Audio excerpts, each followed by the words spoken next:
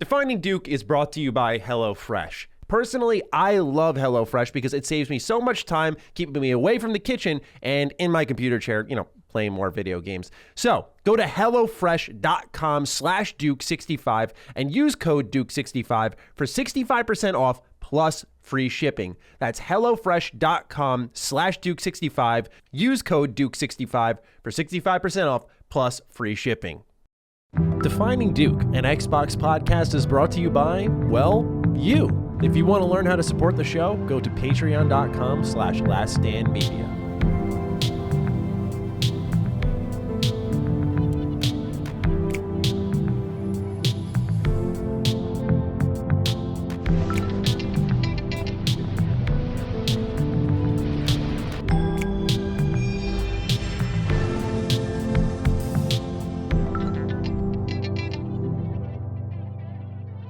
Salutations, everybody. It is Matty here today, and welcome to episode 95 of Defining Duke, an Xbox podcast. Cog, you are back. Welcome, my friend. No nicknames, just happy to have you here.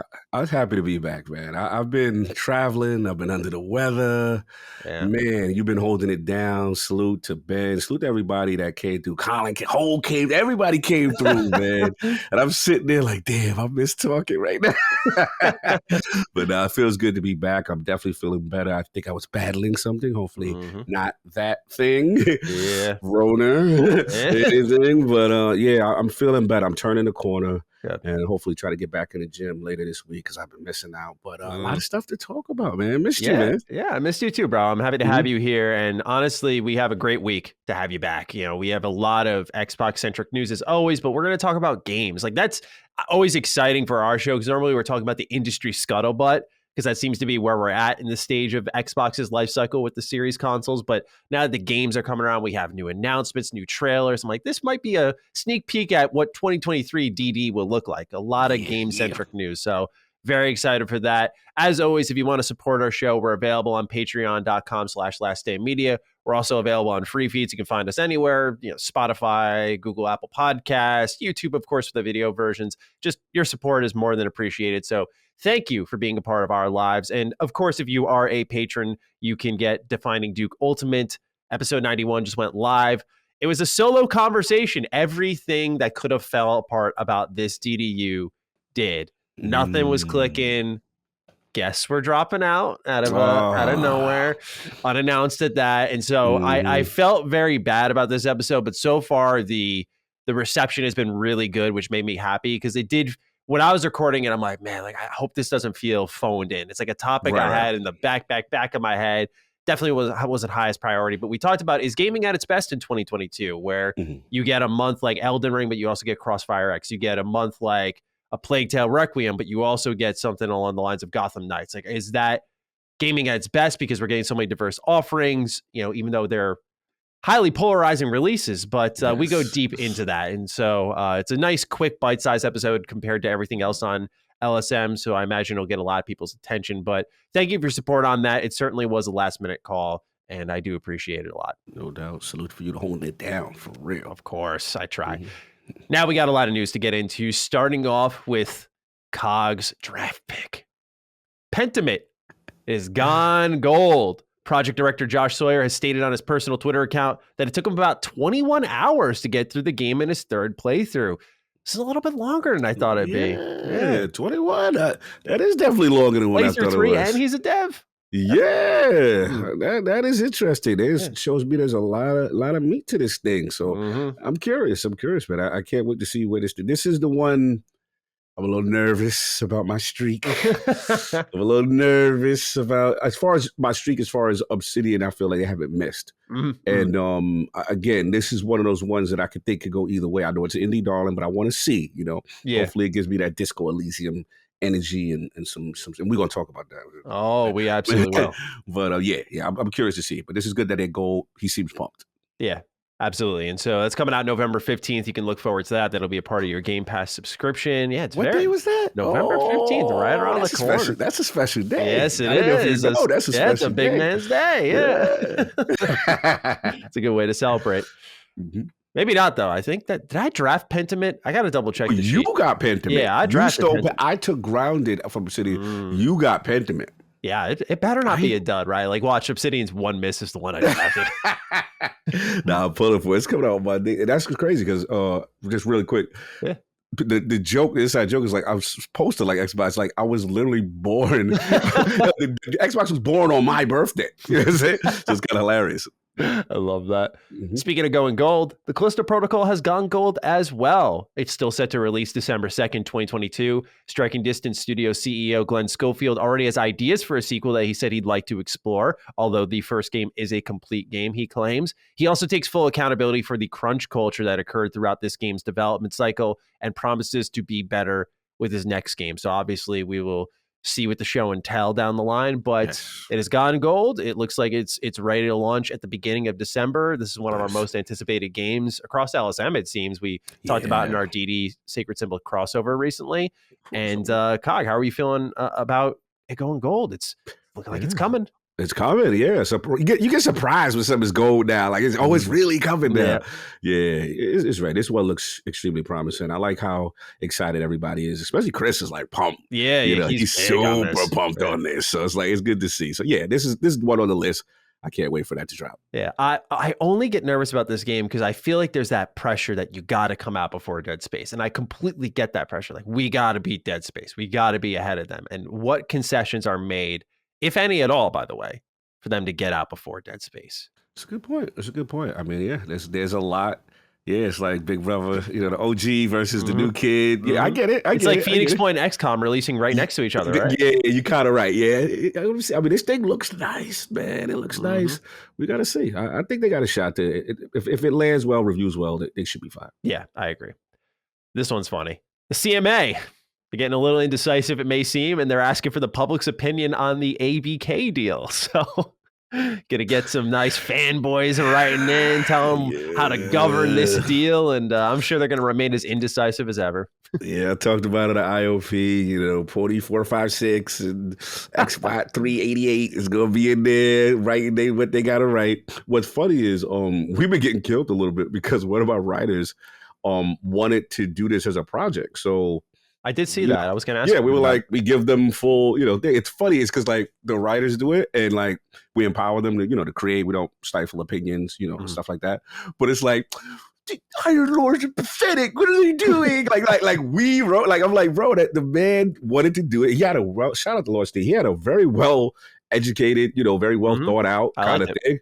And I was like, yeah, salute to him. But it's just funny. Like, we got the whole thing. It's funny. Now I know how the media feels when, like, one person writes a review and then the whole site. Yep. Iron Law Podcast. These guys, you got nothing better to do. And I'm like, all right, we'll take it. But that, you can go submit if you'd like. I thought about it, but I was like, I don't think I care enough. I say my opinion enough on this show. If you're gonna use a Tom Warren tweet, you can use a defining do quote. It's fine. Yeah, fine. I'm just surprised that this was a thing for them to do. Like, apparently this is not unprecedented. This is something they've gone to the public before in the past. I thought this was like, I was like, what's this? You got to seek the public? But whatever, it is what it is. Indeed. Lies of P, day one Game Pass. It's been said it's around 30 hours long with optional offerings and side content extending it to 60 hours. Pretty beefy for this really nice looking game. I can't wait for this. That game looks really cool. Really cool. This is the Souls one. I'm like, that looks Pinocchio Souls game. Yeah, Pinocchio Souls and WoLong. WoLong's probably ahead of it for me. But yeah, Lies of P for sure. Universe wise, I'm more interested in Lies of P, but WoLong, like based off what I played the demo, that could feel really good if it turns out right. That demo really turned the tide for me. I was like, no, I like this. Yeah. We'll actually be talking about WoLong in a little bit. Yeah. Sorry, Cog. You missed out on some points, man. What's funny is I'm so into this fantasy thing of ours that when my friend sent me the text about the release date, I went, "Oh, isn't it coming out in January?" That's what I was like, "Oh, no one's talking." I was going through the replies. No one's talking about a delay. I was so in on your side of the fence. We gonna get to it. Yeah. Dragon Age Dreadwolf. It has reached its alpha milestone. So what this means is that the game is playable from start to finish and that they are going to now shift their focus on pacing, according to a letter from Gary McKay, focusing on characters and things that make BioWare games good.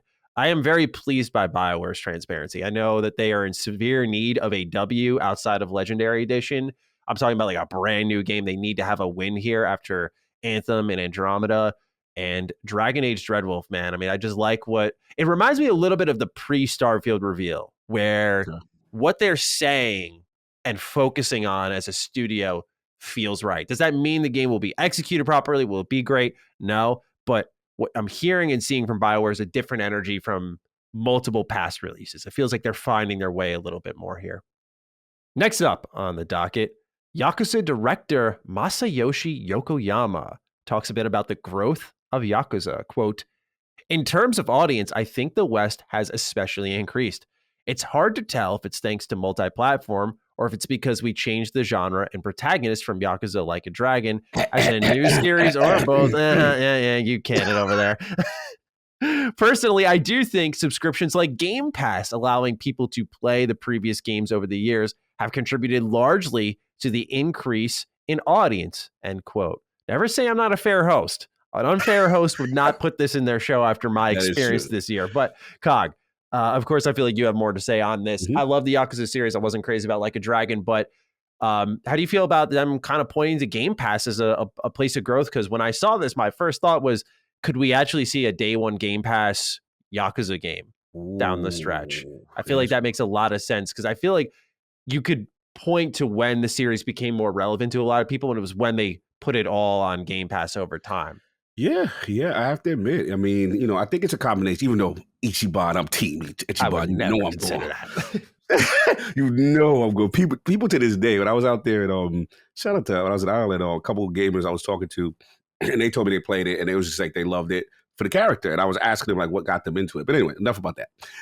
The actual thing is, I think it is Game Pass, and I think the fact that it reached the West and it really resonated.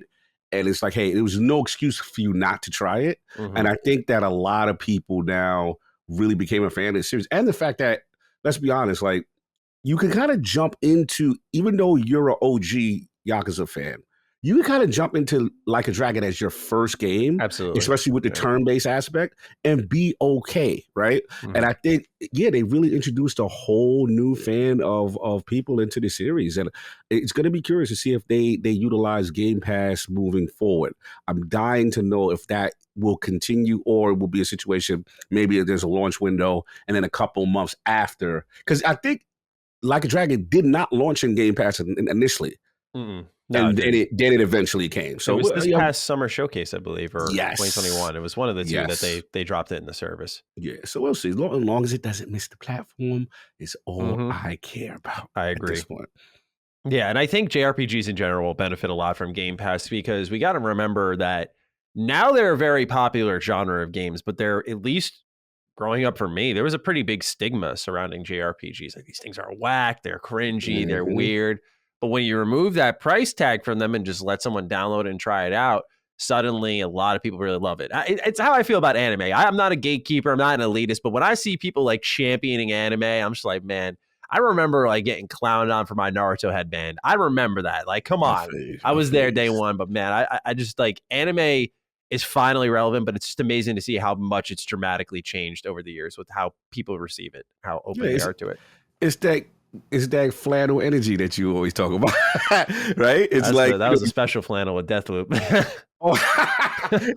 I hear you. You're hilarious right now. Yeah, sometimes it takes. I think Game Pass removes that barrier. And now it's like, yo, I'll try it. And then now they opened up to it, and they're like, yo, you know what? This ain't that bad. And now you got a fan of a potentially a whole new genre. I had that moment with Final Fantasy 13 too, of all games. So I mean, that was that. For those who aren't aware, that's, I don't know why people hate that game, but like, I love it. I think people, I understand the original 13, even though I think it's good in some respects, but 13 too, I think it's a legit good game. But we're too early in the show for me to piss people off. All right, so let's move on and talk a little bit about Bethesda. Just something for the audience to keep an eye on.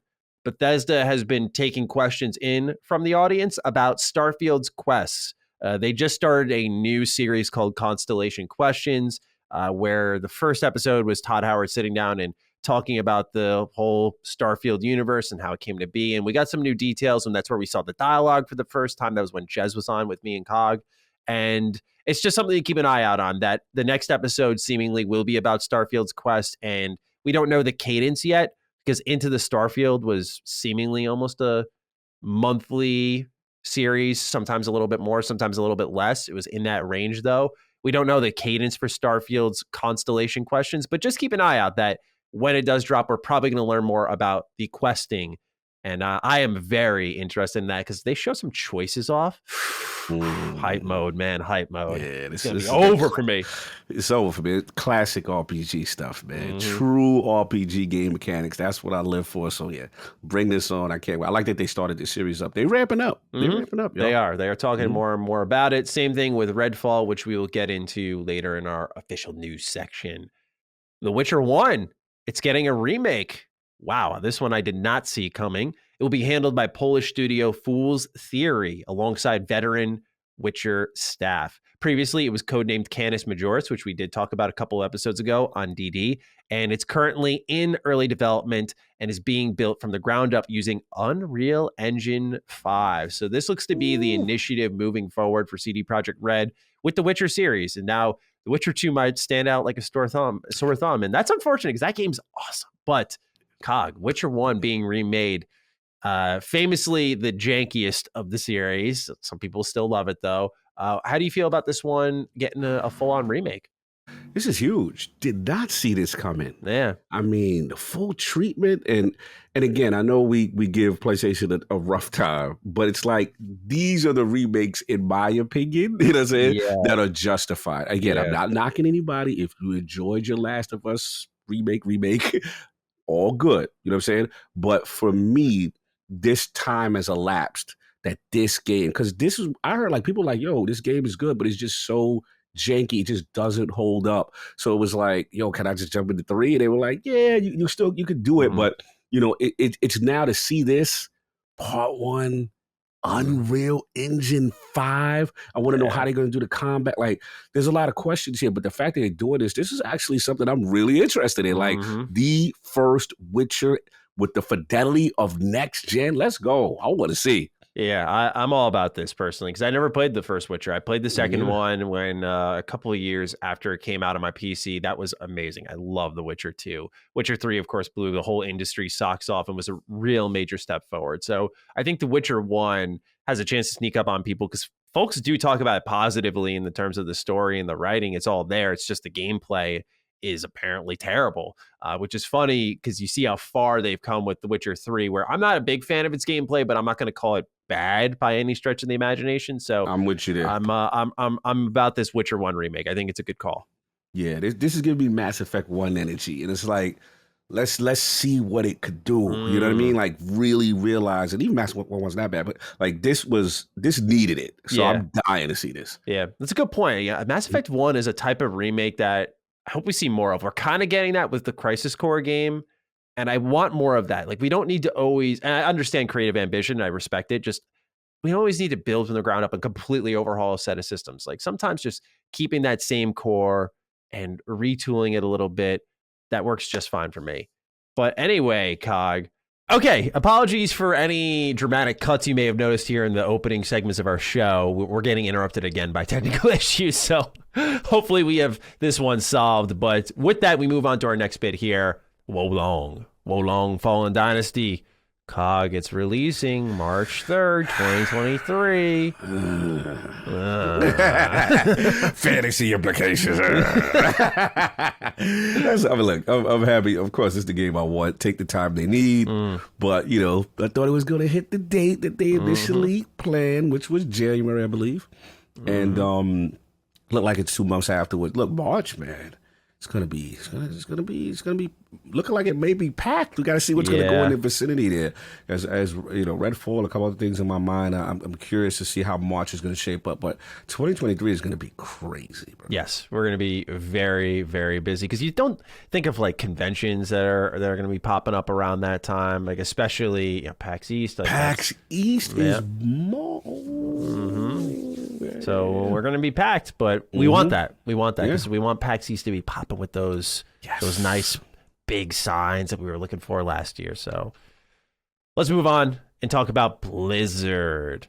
This one is interesting because it shows the effects of when they decide to go free to play, what that means for the game's future. So they are currently charging $25 for a Kiriko Halloween skin. Now, it is bundled with a charm and a portrait.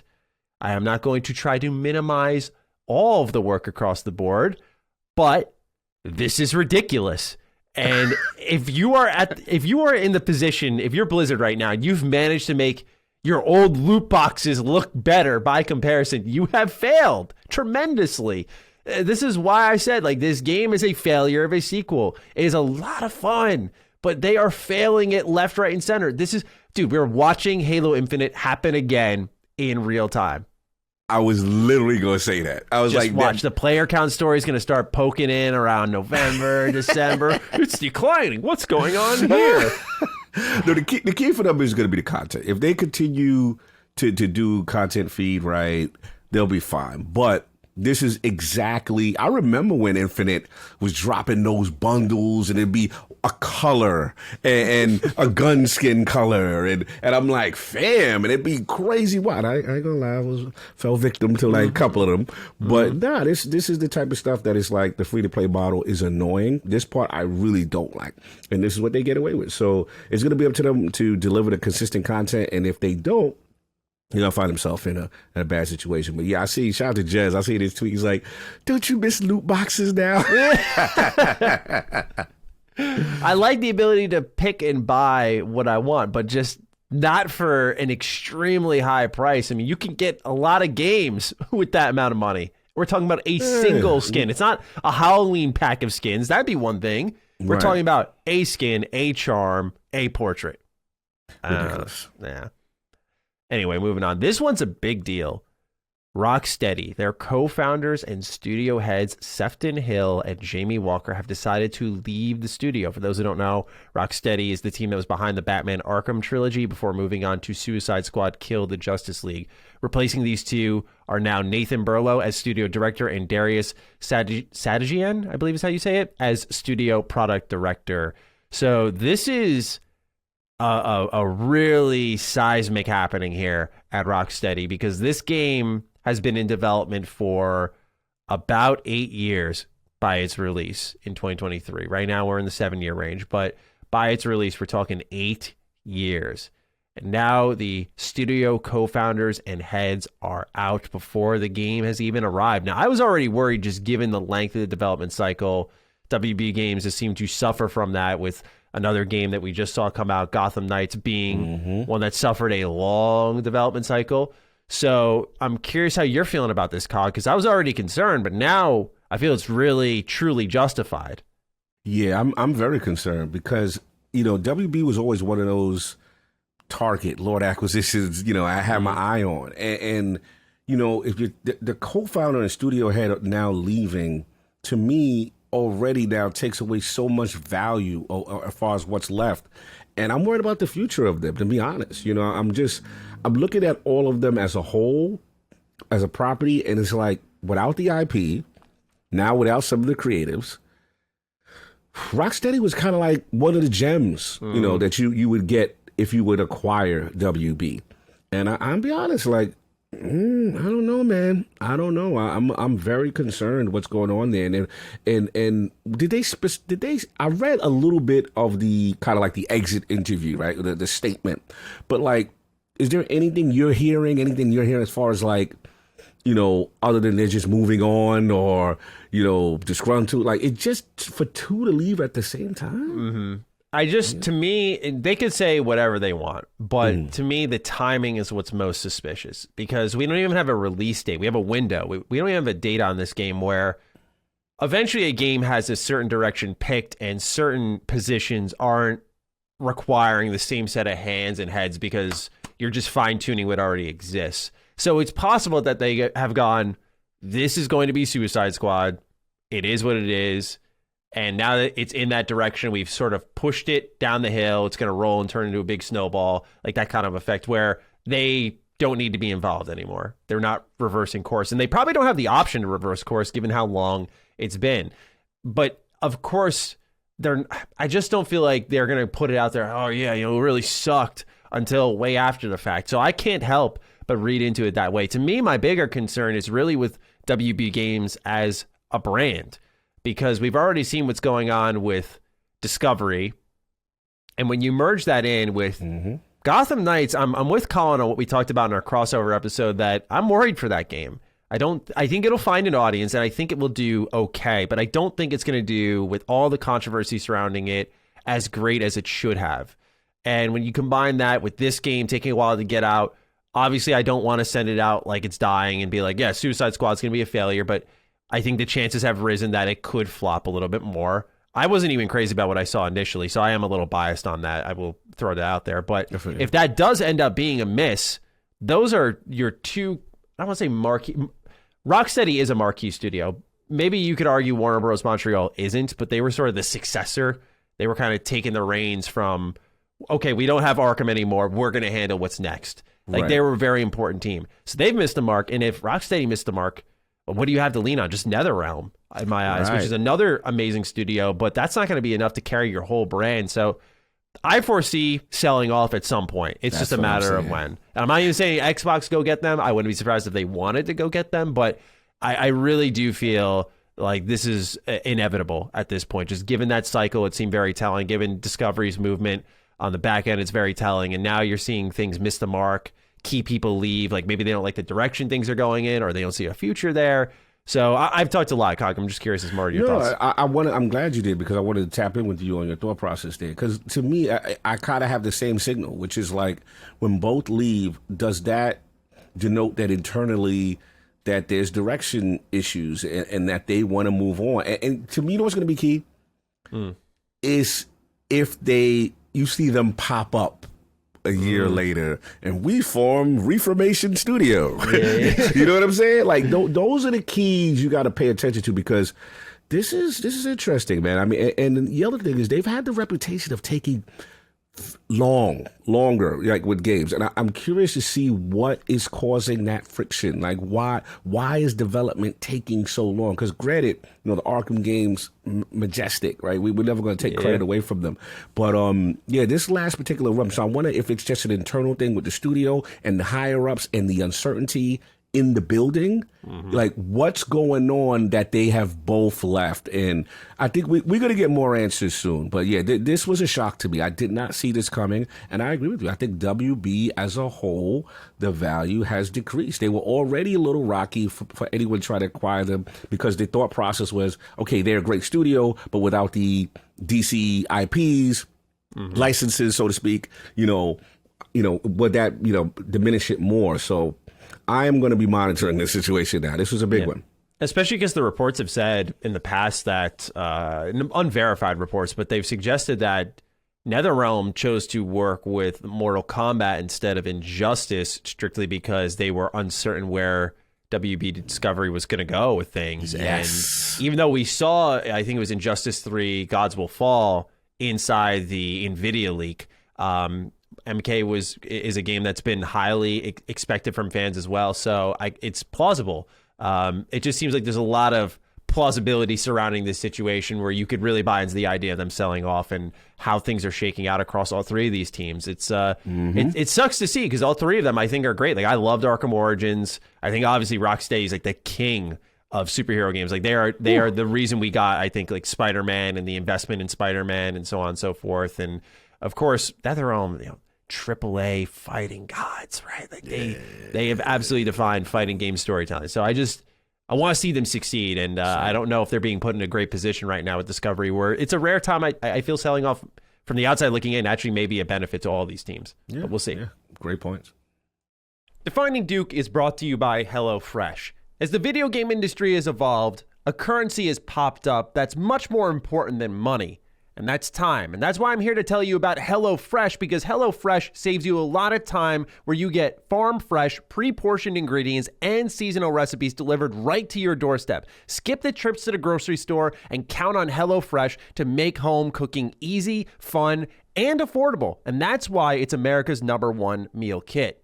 It's time to cozy up and save some money by cooking at home. Fall is the perfect time to experience the delicious taste and unparalleled convenience of HelloFresh. And for my vegans out there, HelloFresh is now offering vegan recipes on the menu every week, made without animal products of any kind like dairy, meat, eggs, or honey. Enjoy meals like sweet chili tofu bowls or spicy coconut curry stir fry. Personally, I love HelloFresh because it saves me so much time, keeping me away from the kitchen and in my computer chair, playing more video games. So go to HelloFresh.com/Duke65 and use code Duke65 for 65% off plus free shipping. That's HelloFresh.com/Duke65. Use code Duke65 for 65% off plus free shipping.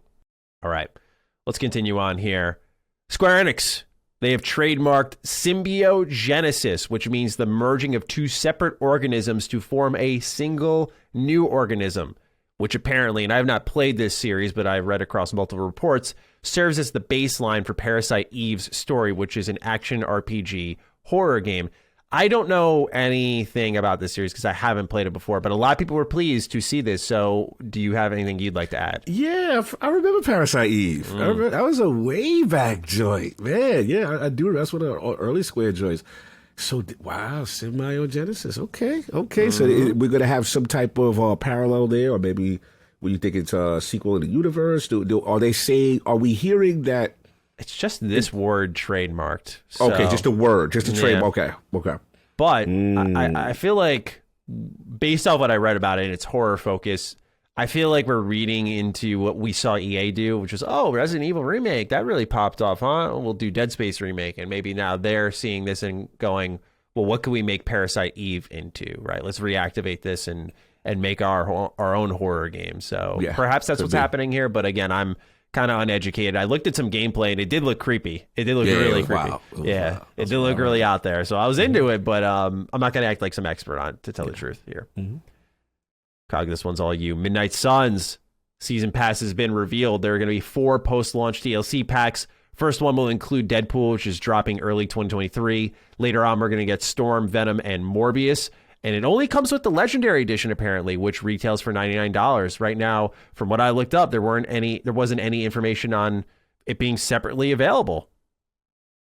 Would be a mistake. Yeah, I imagine that they're just not dropping that information now, but that was not in the trailer. It wasn't like X amount of dollars for each pack. None of that was there. So, of course, you're very excited for this game, your most anticipated game of the year. Yes. How are you feeling about Midnight Suns Season Pass? I'm excited. I think all of those heroes fit, for the most part. Like I said, Storm, Venom, Morbius is perfect. Again, that the dark, street side, crime side, vampire, kind of thing. And it's also giving me Marvel Ultimate Alliance DLC energy, where, they're kind of giving you them, those packs. I remember Hulk came out. I love stuff. That's what DLC gets me. When it's like characters, I'm like, damn. All right, you got me. I'm going to get this 100. I ain't going to lie. I'm excited for this game. So the potential, I'm dying to know with the card system. After playing Demio a lot this year, it really excited me about how cards can enter the turn-based scene and add flavor to it. And I know they're going to have their own spin to it. And I think people are really people are putting a negative connotation with it. And I think it could actually end up being something positive and cool. I'm with you. I will admit that, like, heading into Gotham Knights, I was kind of looking forward to that game. I read all the writing on the wall that this is not looking good, but I went in hopeful. But with this one, I haven't seen any signs to be worried. And people, I agree, have really given this game a bad rap just because it has cards in it. I'm like, do we realize how many other games? Slay the Spire is a purely single-player game, and it's all about cards. I mean, I just feel like we're assimilating two completely different genres of games together just to give Marvel Midnight Suns a bad rap. But I shouldn't speak too much, just in case the game ends up sucking. But just in case it's trash. Yeah, just in case. It will also include new story missions, by the way, just to throw it out there. So very much MUA DLC type energy here. Yeah, totally. They gonna milk this. I know what they're doing. This one's a weird one because I don't think we've ever done this before, but Star Wars Eclipse had a leak from our friends across the street over at Sacred Symbols. So I found out through like reading online. I saw everywhere Star Wars Eclipse details leaked, and I went, "Oh, where did it come from?" It's like, "Oh, Sacred Symbols." So shout out to Colin for the report here. Let's get on into it. So I put some bullet points down. The game's not even in production yet. It's being co-written by David Cage and Adam Williams. Colin talks a bit about Project S with a character named Sarah as the lead. Sarah is described as an athletic 30-something-year-old creature and is a member of a human-like race. This race is at the lead of an empire called the Zeron, which has never before been seen in Star Wars. It prides itself on political and military aggression, and similar to what else you find in Star Wars, there's little differentiation between males and females when it comes to roles and responsibilities. When Zeron marries, their nuptials carry interesting military implications as they become one governing unit that works together. Sarah, a fanatical true believer in the violence and criminality regularly demonstrated by her empire, is married to a character named Zendo, who is a far softer touch. Part of the game seems to revolve around these two characters and their relationship, and it is unclear if this plot is the one that will actually be used in the final game. I am interested in this game because I've been reading the High Republic books and comics, and I do find this era of Star Wars particularly interesting because it's defined as a golden age, and this game's taking place during all of that. So I am actually excited to see it visually represented in a video game, but it seems it's a long ways away. So what do you think about what Colin had to report, Sir Cog? Yeah, this is interesting. Quick question though. Sure. Cage, correct me if I'm wrong. Those are the guys. Is these the Quantic guys? Yes. Okay, so, yeah, because I just want to make Beyond sure. Two Souls, Heavy Rain, Detroit Become Human. Yeah, okay. Did he write?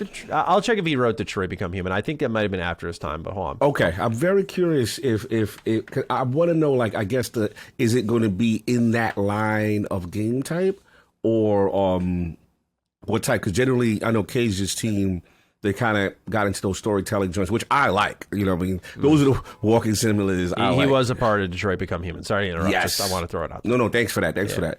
And I'm a fan. So, but again, not necessarily meaning that this is going to be that game type. But as far as writing story choices, they're usually strong. You know, they're very strong. So, yeah, the pedigree is there. You know, let's see what's going on with what they call them, the Zeron. Yes. You know, let's see what's going on with this race. Yeah, I'm excited. Oh, I see where I mixed it up. Just to clarify, because I said it may have been before his time, because I thought he had left, but I mixed it up with Quantic Dream being purchased by NetEase, and I thought that he was out for some reason. That's where I mixed it up. Yeah, he's always been there. But cool. I'm interested as well. I'm for new Star Wars races. What I'm for more than anything, though, as someone who is a big Star Wars fan, is I want to see them start tackling darker stories. I don't think we get enough of those. We get it in little bite-sized pieces, like I think the Clone Wars animated show or Mandalorian like gives us bits of that Star Wars darkness, but we have yet to see. I should hold my tongue a little bit because of Andor. I've yet to see it. I've heard that's a really mature take on Star Wars, but we have yet to see like the brutality of the Star Wars universe, the true maturity of the Star Wars universe as of late, outside of comics and all that stuff and books. I want to see it on the big screen. I want to see something a little more hardcore, a little more violent, a little more edgy, if you will. Yes. And I'm hoping that maybe Star Wars Eclipse can be a part of that. Granted, this takes place during the Golden Age, but there's even problems during the Golden Age. The first book, Light of the Jedi, there's literally a comet, if you will, that comes in and wipes out thousands and thousands and thousands of people. So tragedy happens even in the best of times. I'm hoping that Star Wars can get that properly. Yeah.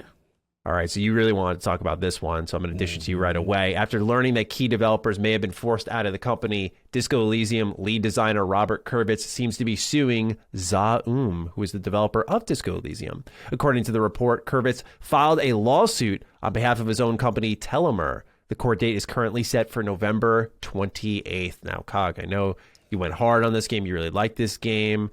How do you feel about this legal dispute that's seemingly ongoing between these two?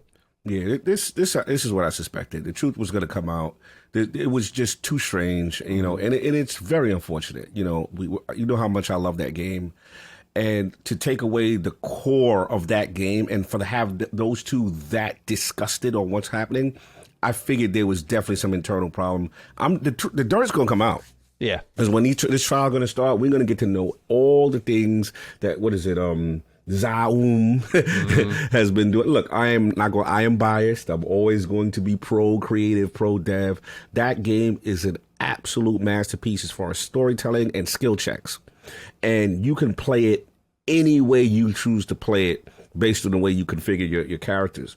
And the investigation is amazing. If Pentiment even gets anywhere close to this, it'll be a success. So yeah, I'm pulling for them because this is a game that to me deserves a sequel with that team. And I don't want the suits getting in the way, especially with how critically acclaimed that game is. So what happened? What went on? Who was trying to impede whom? It's going to come out, and I'm dying to know about this. This one really means a lot to me.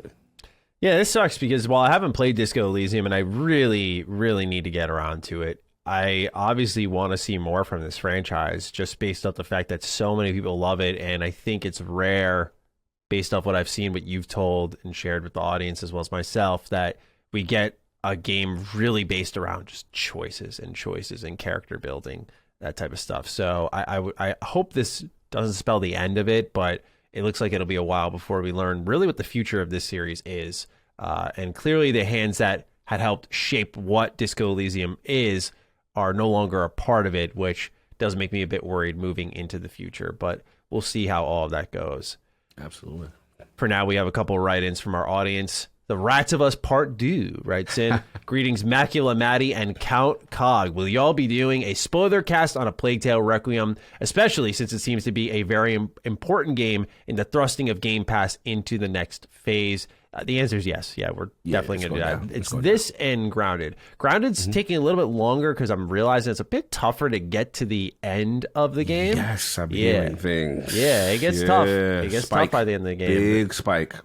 Big. Like I'm trying to get my tier 3 stuff, and it is tough. So we're going to have to take a look at when that'll arrive. But Plague Tale is definitely on the list. That's not to put the pressure on you, Cog, but that's kind of just pending when you complete it. We'll dive straight into that. But yeah, that one is 100% on our list. We want to do that. We organized about a month or so ago what all of us across LSM are going to tackle in terms of spoiler cast and reviews, and we have those two on our list. So thank you for writing in and for your interest. Rats of Us, we appreciate you. And to the rest of the audience, keep an eye out. We will be delivering that probably within the coming month, I'd imagine, or so.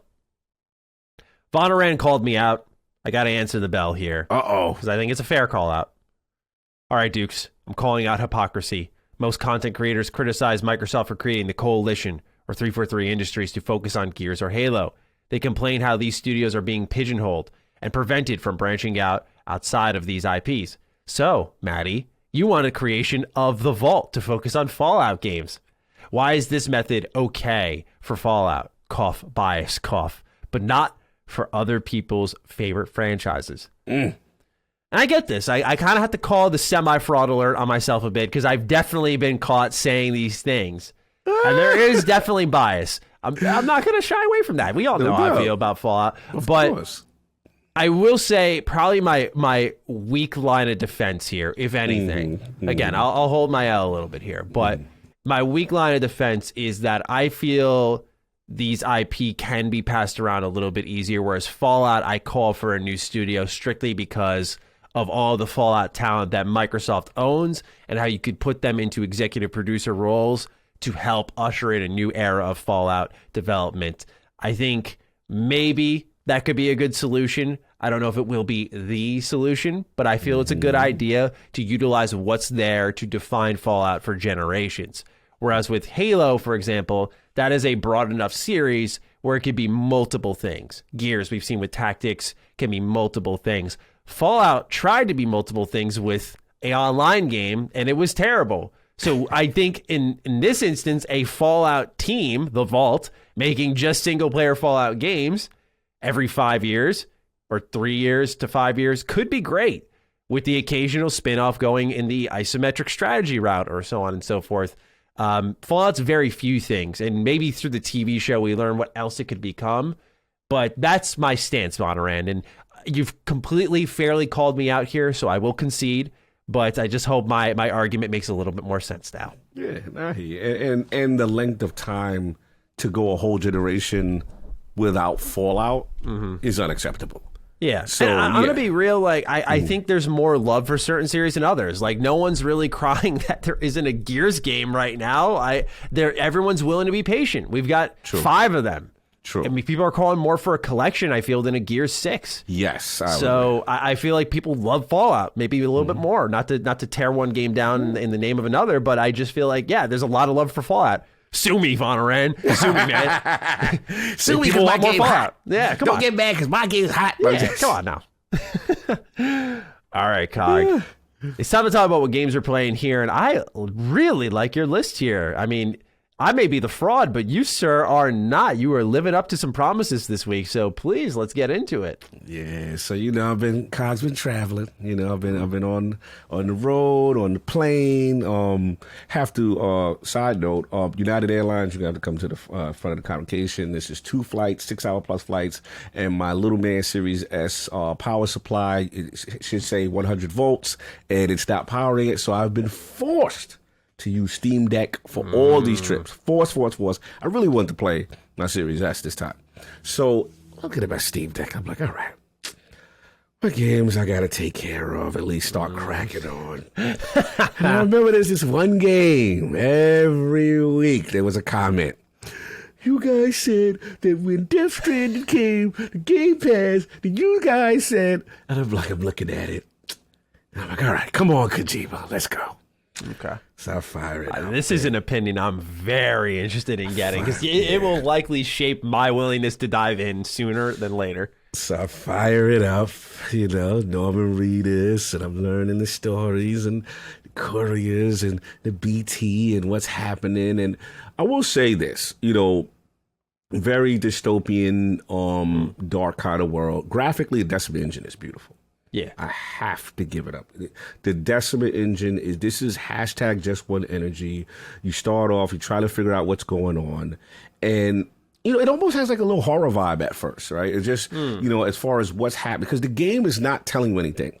And in pure Kojima fashion, it is wacky. It is wild. What the hell is happening? Why are these dark things in the air? Like, I'm just trying to figure out what's going on. So as you start to trudge forward, and you get to this point in the prologue initially where it's kind of like, you find out that you actually have a relation to the so-called last president on Earth. And you go and you find out. Yeah. You go find out about that. Yeah. So what the hell is this, man? Yeah. All right, here's the thing. I know. Trust me. I'm being nice. So I'm going on, and I'm like, okay. And I'm trying to make sense of this world. And then literally they go through this emotional breakdown. You find out the president, there's a relation, and person passes, and you're like, okay. And the first mission, Matty, is okay, because the way this world is, bodies, if they live, they cannot stay. You have to burn the bodies. You know what I'm saying? It's this parallel universe thing going on. And I'm like, okay. The first mission is literally carry a body to an incinerator. Okay. All right. And I'm like, okay, this is wild. I literally have someone on my back. And then this is where the Kojima mechanics kick in. And it's like, okay, if you lean too far, you could topple over. There's hills. There's all this. And I'm like, okay, all right. And then it's like there's a little bit of stealth mechanic. You got to be careful. Hold your breath when these demon spirits are out. Oh, okay. You get there, you do this thing. Then it's like, well, your mission as a courier is one of the most important things in this world. We're going to reconnect this world together, one package at a time. I'm like, bro, this is a DHL FedEx simulator game. So so it's not slander. That's actually no. This is legit. Like, this is literally, you have to, in order to connect the worlds, we're going to build up the infrastructure and the up systems and each place on the map that and then, by the way, there's other couriers in the world too, other FedEx guys in the world too, and you could pick up their packages and you can get bonus points, and we're connecting the world together, Sam. And I'm just like, this is literally FedEx the game. And then here's the thing, the game got suitcase weight mechanic where it'd be like, okay, you can pick up the package, you can put it on your right hand, your left hand, you can put it on your back, then you can fill up your back, then you have like a balance thing, then you got to hold both trigger buttons to make sure you balance. Now, the part that is interesting is as you go, first of all, it seems like it's one biome, but kind of Halo Infinite energy with the biome. Maybe later on, I'm about 4 chapters in, but maybe later on. Oh, you sound like you got a little deep here. I will say this. As much as I'm crowning it, there is something that makes you keep going because you want to know where the hell is this going, right? So then you can build little watchtowers. Now, the part where I had fun is where they got these things called the mules, right? These is other little renegade DHL interceptor. And there dudes out there, I guess they be robbing the other carriers, couriers of the world. Okay. And then like you could do the little stealth mechanic where you get the rope and then you could hide and then you could choke them out. And it felt a little Metal Gear-ish on that part. Okay, all right. So I was like, okay, this part felt fun. And I'm like, all right, cool. And then you could start. To the rest. Yeah. But the gameplay loop is not exciting. Like it's really, I'm doing it for the narrative. But the core gameplay loop is how much weight is on your guy, right? And then the problem, you know what the problem is, Matty? And this is where I love Kojima, but here's the thing. No other developer, if they pitch this idea, no one's getting away with this. No one. Gotta learn to say no. You know what we got? I got this post-apocalyptic game. We're going to deliver these packages around the world. And then he got like a Facebook system in the game where it's like you see other people who it connects to online and they can like they'll leave like little ladders to help you get across water and on stuff to elevate. And other people have left it. So you could tell he will be cool with the cloud though. Mm-hmm. Him in the cloud being able to get this social network and other gamers in this world. But it's just to its core, it's just simple. And I just feel, and this is the last thing I'm going to say, I know Kojima fans are going to like this. Where he lost me, I'll never forget when Kojima lost me as a game, was Metal Gear Solid 2. That was the one when you were on the boat. I love that game. I love that game too. Oh, okay. Love that game too. So the boat. And then I remember the big controversy was when Raiden came. And people were like, yo, I didn't have a problem. Yeah. I didn't have a problem with Raiden. I remember when you got to the big shell and then Raiden, and then you kind of control Raiden almost for the rest of the game. Still didn't have a problem. You know where they lost me? When he starts to get what I call fake deepness. Where he tries to overcomplicate simple things. And then I'll never forget when he came across my screen. He's like, yeah, you know, and we got to watch out for that organization. But which one? The Lali Lali Lalo. And I'm like, oh no, what are we doing? Yeah. What are we doing? What are we doing? Again, fake deep. And the same thing with this, you know, man, you know, these packages and you're the key to the world, man. You're the key to these.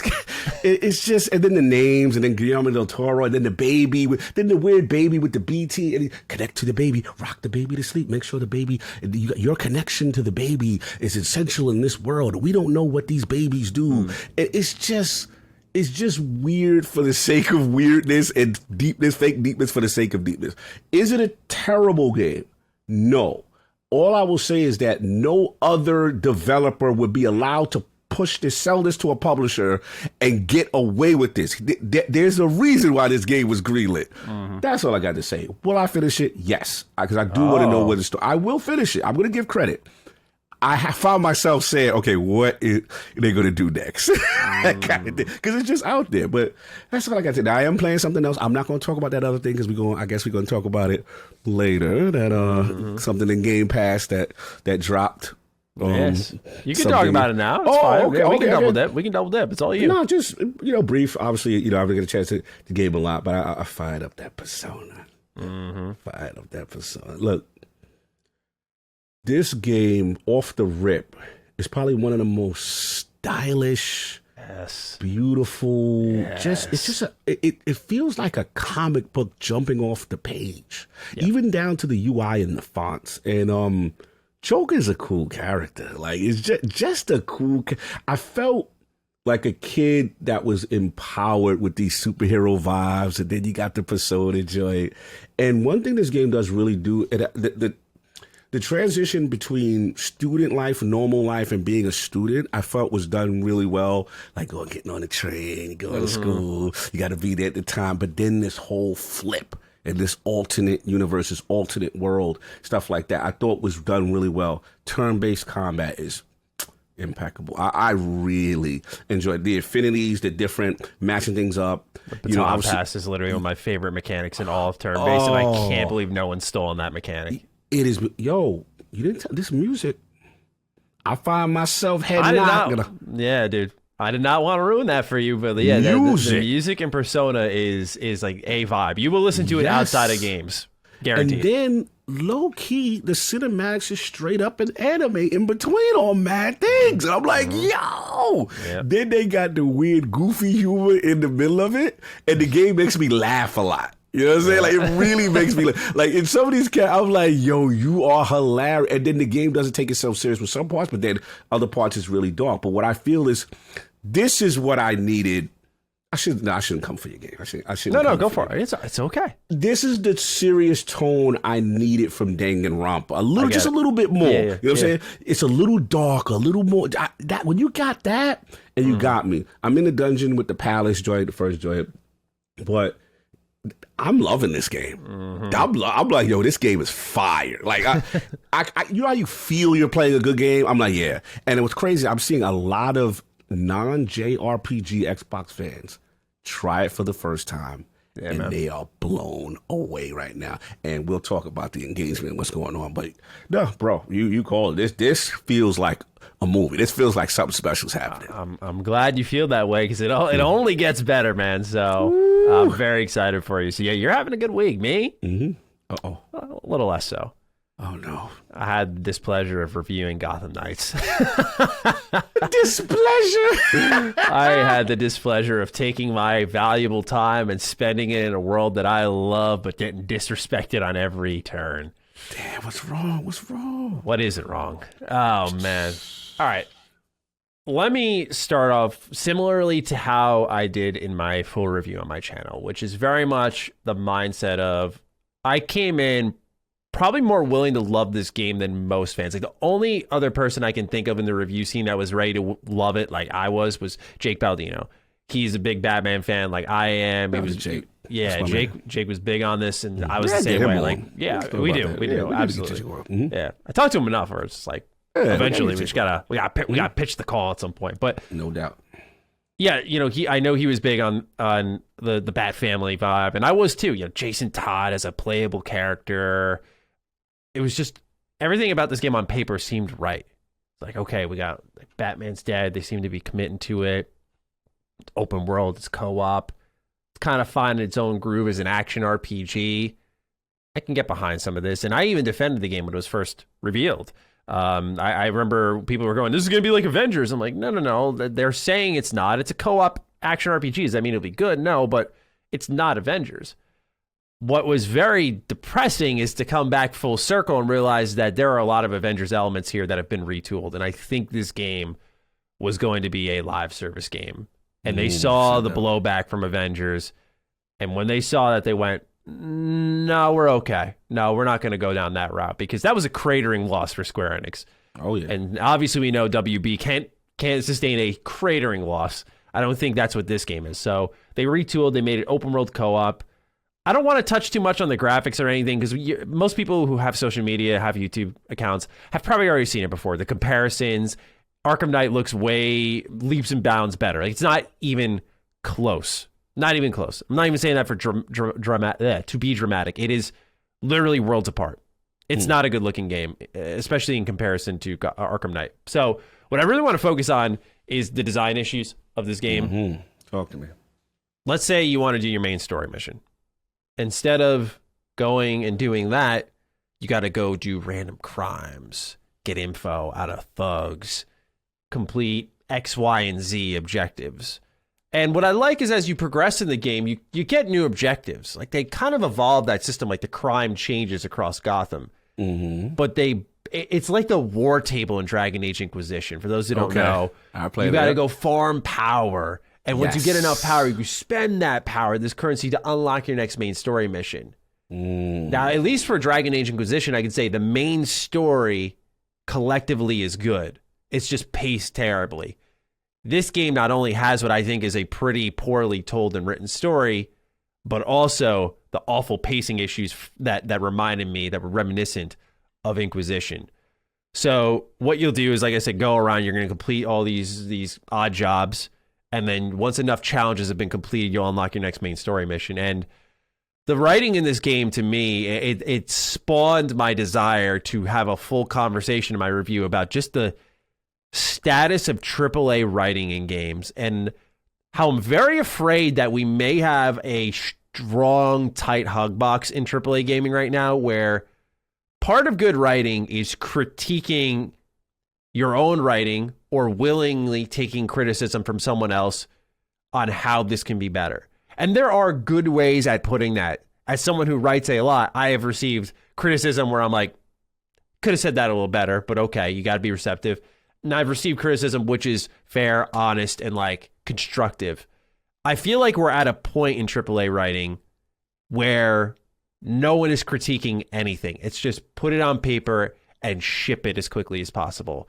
Because a lot of the way that the dialogue rolls out feels like lines were slapped together or exist for the sake of existing and are not consistent within the context of a character they're building from one scene to the next. It feels like there's no thought, no communication, no criticism of, hey, I started writing Robin this way, and he's serious, and he's spearheading the investigation in this scene. Why'd you make him look like an idiot over here, not knowing what the hell was going on a scene later? There's no cohesion in the writing team, and I think that falls to a narrative director to critique and understand, like, no, this is the vision for Robin, this is the vision for Nightwing, and so on and so forth. But it almost feels like for a AAA team, this was too broad for them to tackle, and I think they failed dramatically at it, because there are interesting takes throughout the story. Like, they do commit to the Batman dying. You see in the opening moments, dead, bloodied, completely dead. I love that. I was like, oh, not only did he die, like, you watch him die, and and he's bleeding, and I'm thinking like, oh, this is the DC stuff I like. The first crime scene you stumble upon, I sound like a psychopath here, but it's covered in blood. I'm like, yes, like, this is what DC's identity is to me, like their grittiness, their grit. They're going to the dirty areas. I like that. So they get that type of stuff right. Where even right, yeah, I mean, where it feels like I could look past the fidelity, but again, the writing is a huge shortcoming for me. The delivery of the lines is another huge shortcoming, which is independent of the writing. And then the actual gameplay structure just collapses. It just makes it unfun to play because you can't opt out of these side objectives. You have to play them. So the side content isn't side content. And then you get into the phoned in action RPG system. I'm not saying this needed to be an Arkham style game. I do think the comparisons now are fair because you can see how an Arkham game is really a glorified beat 'em up. It's a deep beat 'em up, but it plays with one attack button and one counter button for the most part. And it's about what tools you use to engage with different enemies. And it shows that even the simplest systems can have a shocking amount of depth. Like, again, free flow is just throw a punch, counter when you see a symbol. That's all it is. Yeah. Whereas this game, it didn't have to be free flow, but it had to be something better than this. So it's all about loot, which I could get down with. I like progression. I like numbers, but it feels bad. Like, it feels bad. I don't know how else to put it for starters, but there's not a rhythm. There's not a flow. There's not a feel good. There's not a badass fantasy in this all. And I think half the objective of a superhero game should always be to make you feel powerful. Spider-Man from Insomniac nailed this. Arkham games nailed this. There's a reason why for a long time superhero games sucked. It's because they never achieved that power fantasy. This game reminds me of that, like those early 2000 days where you just felt like a dud in a costume. And so you're going to get these new pieces of equipment. You're going to gradually invest in skill trees that feel relatively meaningless. You're going to find currency on the ground that I really don't know what I'm picking up 95% of the time. It's just, and you have so much of it, Cog. I'm saying, like, I'll have 10,000 of this green object that I'm using to build equipment. And I kid you not, I need like 50 to build like a really good mid-game weapon. So what's the rest for? Exactly. The currency is poorly balanced. That's why I say that I think there's a lot of remnants of a live service game in here being retooled. And I could go on much longer, but I think I made my point clear across writing, gameplay, structure. It's just not a great game. And I can't even say, it's a hidden gem. But this is why I had that DDU, because I was thinking about it. I'm like, we're getting really good games this year. Like I just talked about how last week A Plague Tale Requiem was my game of the year. But you said that. But then we get Gotham Knights. And Gotham Knights is like this opposite end of the spectrum. Like there are clearly levels to game development. We can tell that now. We always have been able to, but it's more apparent this year than ever, where I feel like we're having, I think Colin said it's one of the worst years of gaming. I'm like, we're having one of the worst and best years. Just because I feel when you look at video games and we're getting Elden Ring and Plague Tale. By the way, I played Plague Tale on PC, so my opinion is a little different. You got them frames. I did get the frames, yeah. So that definitely influences my opinion for sure. But I wasn't made aware of this when I was putting out my review. But you're getting these top-notch games like that are really, I think, pushing the boundaries of storytelling, of open world design, of what linear games are like, fidelity, so on and so forth. And then you're getting complete misses like this. So yeah, Gotham Knights is for me just I hate to say it too, because this is one that hurt. Like there are some games like Crossfire X I don't give a shit about, and then there's Gotham Knights where I'm like, I'm sorry everyone, I'm really like I feel bad to be that guy. Because I mean, even for me, I was like, damn, I want that to be my like guilty pleasure game at minimum, right? And to hear you talk about it, I've heard it's definitely like I could see if you got it for $20, $15, maybe you'd go, all right, I can deal with some of its shortcomings for the price I paid, but like even the co-op didn't save it because it just. I was just about to ask you that. Like, did you try the co-op? Maybe the co-op? Maybe it's just meant to be played in co-op. Maybe. No, I played full co-op. Oh. Yeah, I had a buddy with me on the ride, and it was not pleasant, man. He was on the Series S, by the way, and it was dropping frames like a madman. I was on the Series X, and it was still pretty bad, but it wasn't nearly as bad as what he was getting. But co-op feels very tacked on. He needs permission for anything to happen in the game, like any entrance of areas, any initiating of gameplay objectives. It's very much like, has the host stepped into the room? Has the host done this? Has the host done that? Yeah. Like it's just they're along for the ride, which I get why it's open world and all that stuff, but it does make the person joining the game feel like it's not equal. You remember how Far Cry like has the partner system? It feels kind of like that. Gotcha. Well, fair enough. Wow. Yeah. So I'm playing Cold Steel as well, Cold Steel 3. And now we got, you can't escape it on both shows now because Colin's in on Cold Steel 1. I'm here on Cold Steel 3 and still loving it. Nothing new to say. Just really enjoying this game. And I should be done with it by the end of the week. No doubt. All right, Cog. Time to get into some warm-up questions from the audience, then the official news list. Dakota Brown's our first one.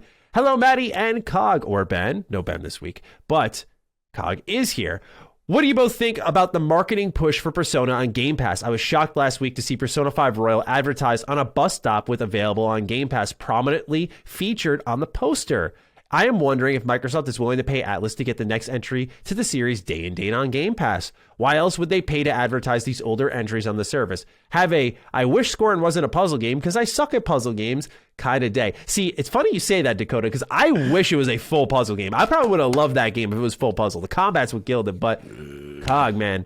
Continuing our conversation with Persona, we got a lot of write-ins from the audience specifically about the marketing push because one thing we talk about is, number one, we feel Game Pass visibility is kind of low. And I feel like we got an answer from Phil Spencer this week on why they may not be pushing the marketing that heavily on the console side of things. But for Persona, they went all out.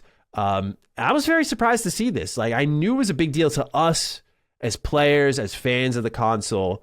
But I was very shocked to see Xbox and Atlas match that energy and be like, it's out, it's here, come get it on Game Pass. Like, Xbox was the primary marketeer, if you will, of this. So what was your takeaway from what we saw as this game dropped? Very proud. It really, bro, it warmed my heart. I was just like, I can't believe it's happening. Because, again, I thought they were going to be kind of sit on their laurels once they made the announcement that it's coming. And typical Xbox is like, look, we got it, and then they're done. And then it's on to the next one and the next one. But this was a real push. They understand the significance of this game being on this platform. Yeah.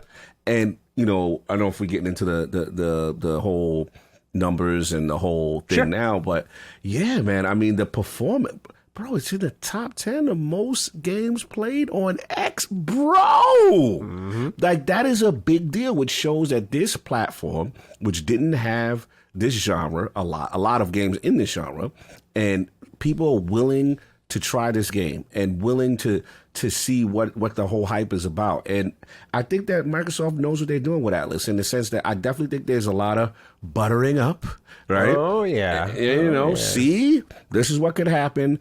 And look, I'm not going to make a bold statement, because this is the bet I got with my other IOP brothers. Solve is kind of, if he's listening, I don't think he's going to fight me on 6 coming.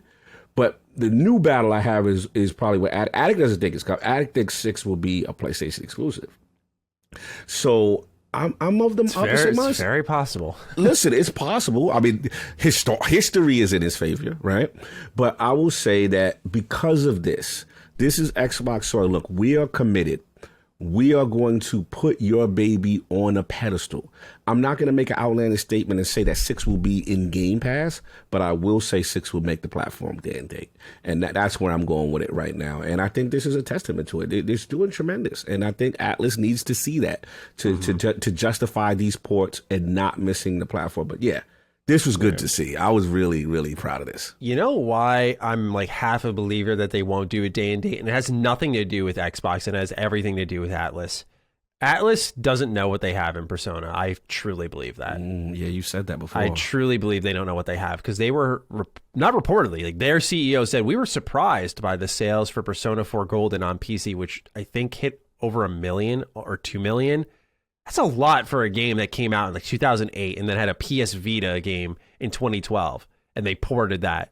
They were stunned by that success. So now they've gone all out. They're bringing Royal everywhere. They're bringing 3 and 4 everywhere. I hope that does signify what we kind of saw with Like a Dragon, that they're going to take that step forward and go multi-plat. But one thing that they love to do with Persona is the exclusive release, then the spin-offs. After the spin-offs, then they like to do their ports. Or I'm sorry, they do their double dip. Every Persona game, there's 4, then there was Golden. There was 3, and then there was Portable. There was 5, and then Royal. So they do their double dip, and then we start to look into ports a little bit.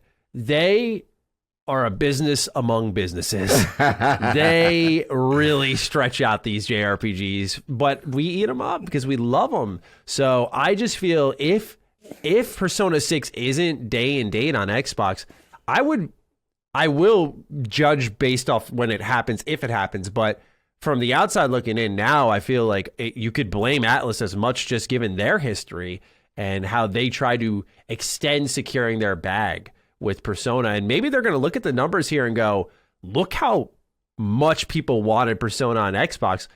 Did the anticipation play a big factor in that? Yeah. Would they want to build up that kind of Nintendo-like fake anticipation again, right? That artificial scarcity they do with some of their games. Same thing here, that artificial anticipation where they know they could drop it. They have the team that could drop it, but they're like, yeah, let's just hold it. Let's build up the hype a little bit, edge them up a little bit, and then let it rip later on. And the aggressiveness by Microsoft leads me to believe they are willing to drop the bag. Yeah. I think so. This marketing push definitely puts it in your favor, for sure. Bro, they're acting like this is a new game. It is for them. It is for them. Yeah. You know what I'm saying? But it's so, I've never seen this before from an existing title. I get it. It's a bit, I literally thought they were going to just, after they made the announcement at E3, that they were going to do their victory lap and be done. They are treating and championing this thing like it is a brand new game. Yes, for Xbox, but not in general. And yeah, I think I'm holding on. I think my bet will be 6 is coming day and date. I'm not going to guarantee Game Pass, to see it, but day and date, multi-platform, Xbox, I don't think is going to miss out on this game.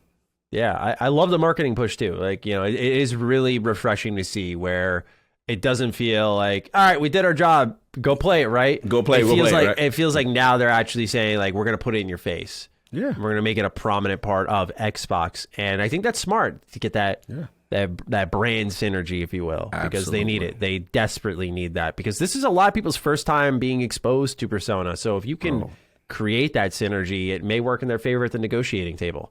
Yeah, my timeline's crazy. The first time Persona guys. I'm just like, wow, okay. It shows you the power of it. It's an incredible series, so I'm glad to see it doing really well. Mike Poser next write-in. Gentlemen, the discourse around Plague Tale and Gotham Knights has me wanting to get a gut check from the Dukes. What are the odds Starfield only runs at 30 FPS when it launches next year? The big unveiling this past summer showed what appeared to be 30 FPS gameplay, and I'm personally not convinced a year of work will transform it into something that has 60 FPS potential. Do either of you share my concern? And if it does launch with no 60 FPS option, would that be a lasting stain on the game's legacy? Or do you think BGS will get a pass since nobody else does these kind of games? Keep up the good work and have a blessed day for once. Thank you, Mike. We appreciate that. I'm not talking. I want to hear you. Oh, really? Really? Okay. I was going to dish it to you right away, but all right, I'll do it. All right. Dying to hear this. It would be a stain. 100% think it would be a stain. Yeah. Yeah.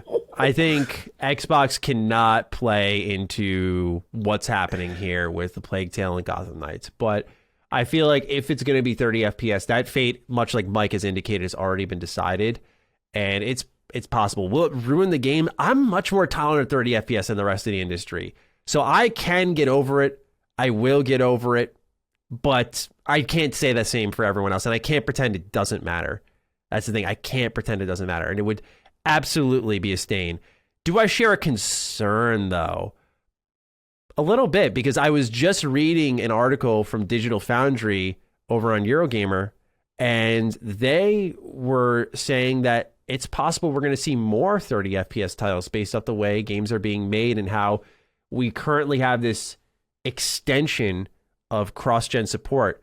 The reason why I do feel Starfield, I'm not totally worried, is it's a next-gen only game. They've made that a hard cutoff for years.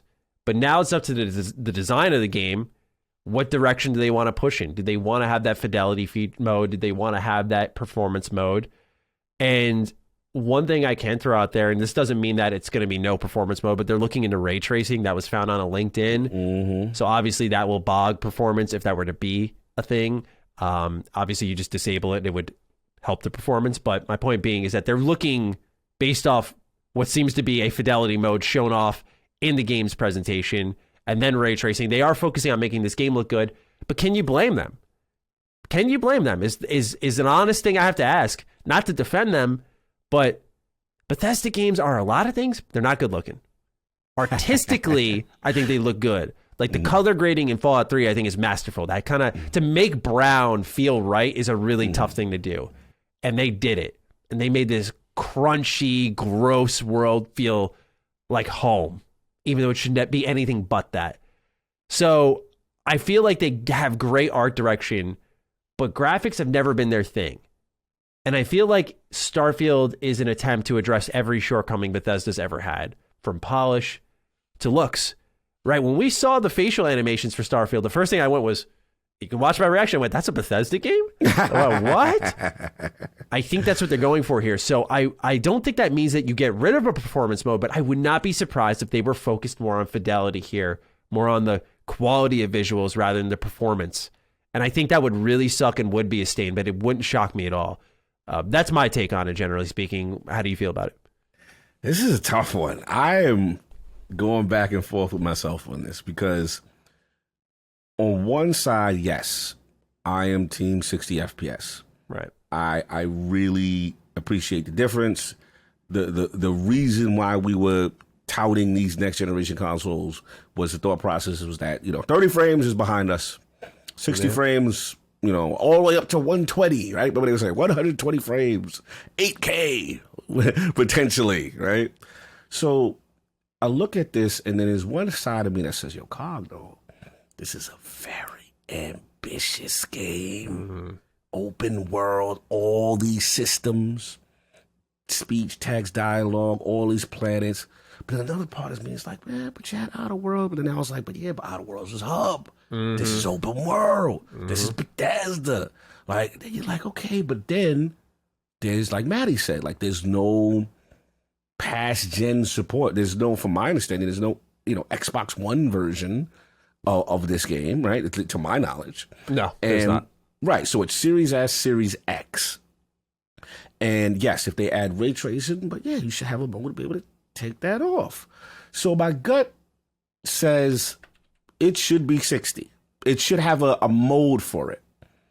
But do they include that? Is that part of the configuration options? When I boot Starfield up, will I go to graphic settings and see that mode? And that's the big question. And I will say this. If this game turns out to be 30, I will be disappointed, but it ain't stopping me from playing it. Oh, yeah, that's not stopping me either, no. Like, cause I played 76 for like 100 plus hours, so I mean, yeah. Bro, I had this. the bug is in me forever.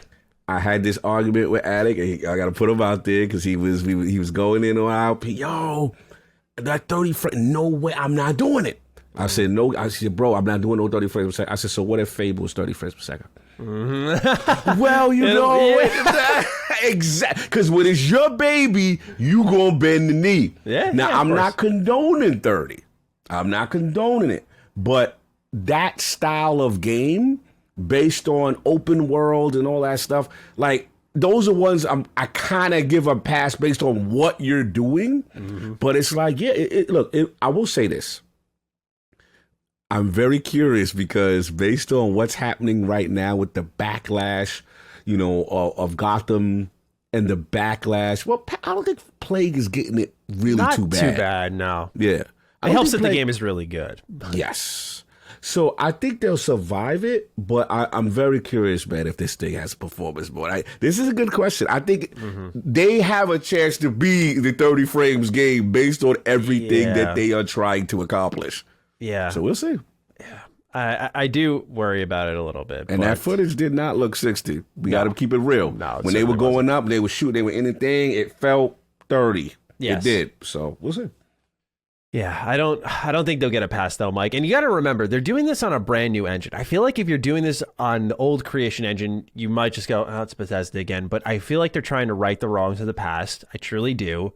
And if you're going to put out Creation Engine 2 and your first game has only 30 FPS, if you're like again, maybe I'm putting it on a higher pedestal than it needs to be, but I feel like this is Xbox's game of the generation. You got to get this right on every single front, even down to the goddamn frame rate. So I just think you have to have that accounted for.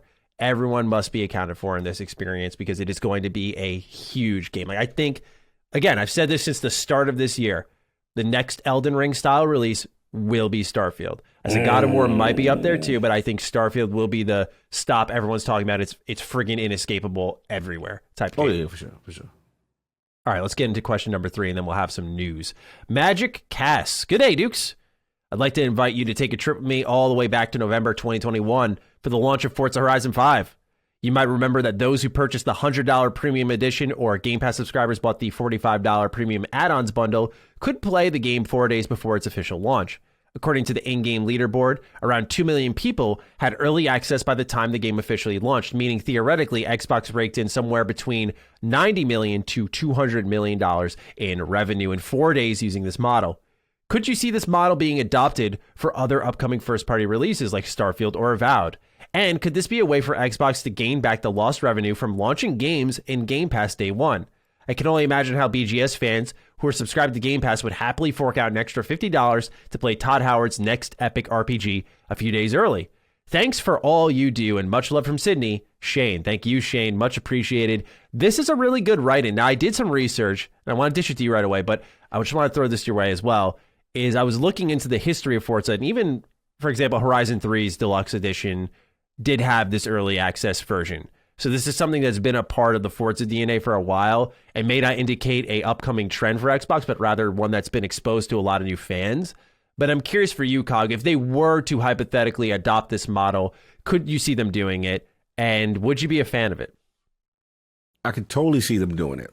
I think with the first party releases, to get a little extra money up front, you know, to really capitalize on the FOMO and add, look, they know that when this thing goes to Game Pass, it's quote unquote, you know, free. And it's going to be no extra cost. And some people will wait. But when it's those blockbuster games like a Starfield, and you have some Constellation Edition with some extra little, you know, DLC thing, and look, that will get the hardcore to jump, and people are going to want to play. People are not going to want to wait. I know I will fall victim. They will get me. When it's a game that I love, bro, I'm going in. You know what I'm saying? So, not condoning it, but I think this we'll see more of it. There's no doubt about it. They've had too much success. I remember when Forza did, and correct me if I'm wrong, I think Gears did this. Ooh, I think Gears 5 did something like this where there was an earlier access for a couple of, maybe we could Google that on the fly. I could have sworn Gears 5 did something like this and say, yo, if you want rock, you know. Yes, you are remembering correctly. Yeah, Ultimate Edition. Yeah. And I remember a lot of, I held out because I was like, all right, I love Gears. I could wait a couple more days. But I remember my friend. Yep, I remember my friend's list was like, nah, fam. And they paid the regular joint. You know, and they got whatever the bonuses they got. Trust me, with the big titles, the ones that Xbox really believe in, you're going to see this. And that's going to get them some that's the new little hustle. These corporations try to get money on the front end and the back end because these games cost a lot, man. You know who who they may have got that idea from a little bit? They might get some inspiration. Big Daddy Sega. Yes. Sega's been doing that a lot lately. A lot. They've been really hustling their fans, making them pay for early access. You don't want to pay. You don't want to pay $70. All right, but you're gonna pay early. You're gonna get this microtransaction. You're gonna get. They gonna find a ways to recoup. Yeah. I can't blame them because they got a lot of anticipation behind some of these games. So. Oh yeah. Maybe it's a multiplayer thing, because of Gears 5, you get early access to that. Same thing with Forza, that's a multiplayer. So maybe that's the focus there. Where Starfield, you got to consider this, and I know that maybe for the business it doesn't matter, but you do risk people spoiling games for the fans who just may not have the money, and that does suck. I'm of the mindset that if the game's ready to go, fucking launch it that day, dude. You don't make me pay for it. Just if it's ready 4 days early, then you should have launched it 4 days earlier, not make me pay for it. That's how I look at it. That's the thing that frustrates me about like Sega's doing. I'm like, just give us the game, bro. Come on, we'll buy it. I feel you. Founders Edition, special skins, special crafting material. You know how they do. Yeah, indeed. Let's move into the news here. This first topic on the news, Cog, is a really, really interesting one. An inflection point, if you will, as I would use your term. So let's read. Microsoft has made noted success brought on by games such as Genshin Impact and now want a piece of that pie. Sources have shared with Reuters that Microsoft is stocking up on Chinese video game content, and it's said that Genshin specifically has added a, quote, sense of urgency, end quote, as they specifically hunt down cross-platform multiplayer games that Xbox can make a part of Game Pass. The reason for this is Xbox believes they missed out big time on this game and actually engaged in early talks with developer MiHoYo, but never reached a deal. Two sources have said that Microsoft is assembling a team of sorts to scout for games in the region. Reuters also states that Microsoft is attempting to woo independent studios within the region with big money offers. Perhaps one of the biggest clues we have from this report is that Microsoft signed a licensing deal with a studio in 2019 and is now apparently paying many times more for a sequel, according to an executive familiar with the deal. The team is apparently holding out on Microsoft in the hopes of obtaining a better offer when the sequel is complete. Finally, Reuters says that NetEase has prioritized Microsoft to some extent as they are willing to sign an exclusive Game Pass deal with them for Naraka Blade Point. This is a really, really big deal. And we've talked a lot about Tencent, NetEase. We've had multiple DDUs dedicated to it, multiple segments of DD dedicated to it. It's one of the things that I think last thing it can hang its hat on is we do talk about the issue with the region of China and the video game space and how there is a conflict of interest there and how you can really muddy the waters.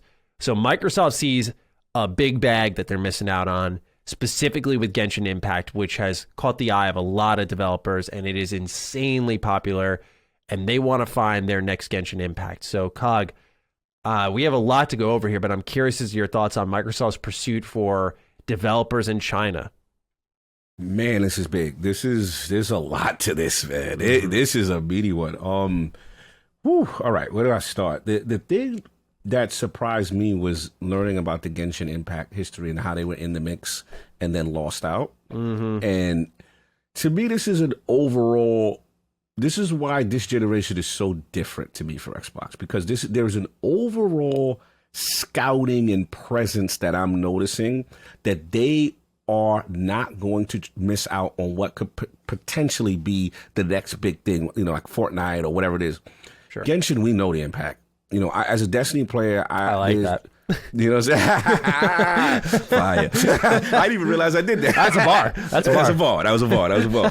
Because the Destiny players, man, like, I remember huge Destiny content creators, when they got burnt out and Genshin came, they became full-time Genshin Impact kind of guys for a while. That is a transition I didn't expect. Wow. Yeah, people. It took a nice chunk of the top creators from Destiny, and they became that for a while.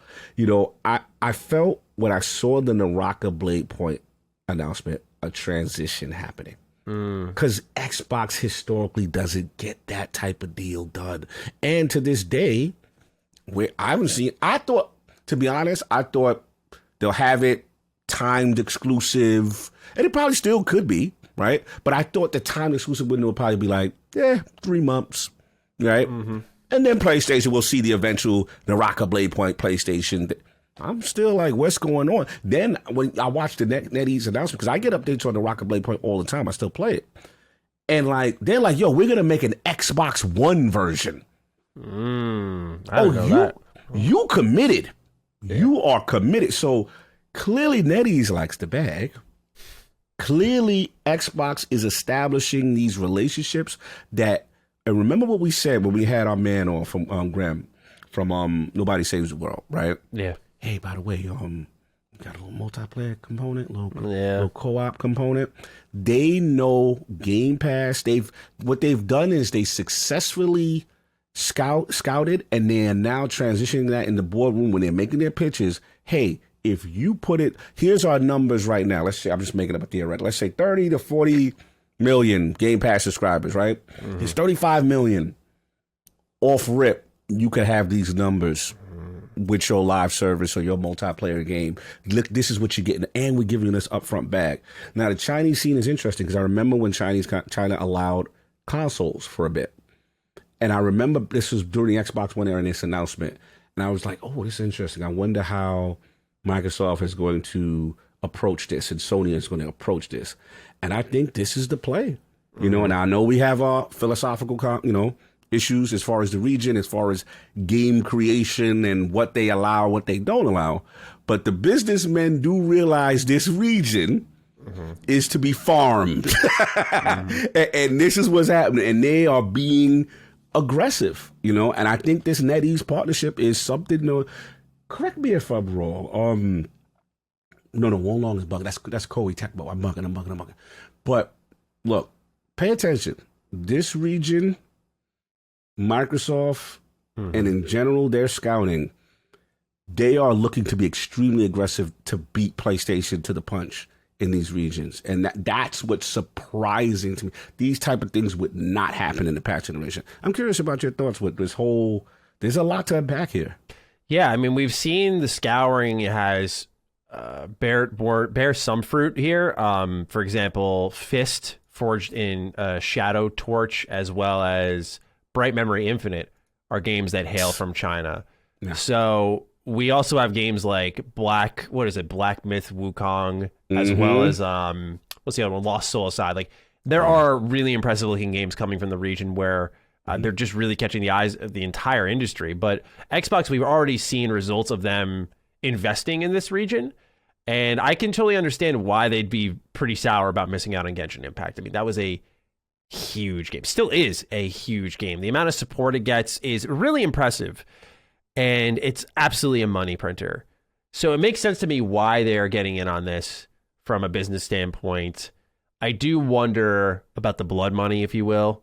Of course. That's always been a concern. Just the conflicting interest, the creative constraints that are implemented by China, by their government, into some of these studios is problematic. And I feel like Microsoft missed out big time because MiHoYo was actually one of the rare teams that stood up to China and did their own thing.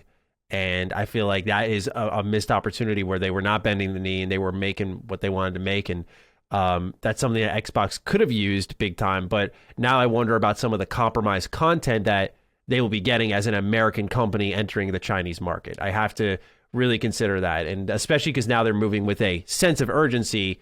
There could be some less calculated decision-making here, where Fist is a game from China, but Fist wasn't that great. And it was very rough around the edges. So you're not always going to get a winner.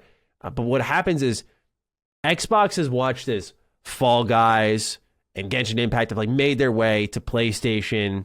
And while Fall Guys is completely separate, but they're always chasing, I feel, instead of establishing and being receptive and say, obviously they were there early with Genshin. We don't know the extent of those talks, but I feel like they're always seeing what PlayStation did and trying to follow and be like, well, now let's look for our Genshin in China, when they should have been globally established in the first place. And it's good that they're setting up teams in China. Hopefully they're like setting up a team in Africa, how they're setting up teams in Japan, like all across all these regions in the world. I hear a lot of regions, different regions as well. Because they cannot continue to see PlayStation as a competitor, see PlayStation do the thing that they could have done when they absolutely have no reason why they shouldn't have been there and more aggressive in these talks. I don't understand the coulda, shoulda, woulda with something like Genshin. Like, where did it fall apart is a question mark I have behind that. What I have heard is in the past, non-gaming people were making the decisions to pass. During this era, the difference I'm hearing is they have the right people on these scout teams. And they are not, their intent is to not miss out. They are really doing their homework. So there's been an internal shift. Whatever this scouting international, I have heard internally, they are not playing. Like these are gamers who are recognizing gems and saying, hey, brass, we need to get in on this. And before, what I heard during the Genshin stages were kind of like, we don't know. It doesn't look like something that's going to do well on our platform. And they would bow out. You know what I mean? Kind of thing. So that's the shift I'm hearing internally. I had to say that. No, of course. And that's valuable insight, because definitely that shift in leadership, we've seen that across the board. Like the marketing persona speaks for itself. So the fact that they're invested in this region, I think, can bring us some good games. Like, say what you will about Tencent and NetEase, and certainly we've been vocal about that. But again, Black Myth Wukong looks excellent. Lost Souls aside, looks insane. That's going to be one. The fact that they didn't miss the pro platform, thank God, because I heard it's coming to all of them. But that's going to be another fight if they can try to secure a bag for that one, for a game that they will. I probably won't, because I think Game Science knows they got a killer, but it'll be interesting if they get tempted by the bag. Absolutely. And that's the key point here. They say big money deal, so big that companies feel that's it.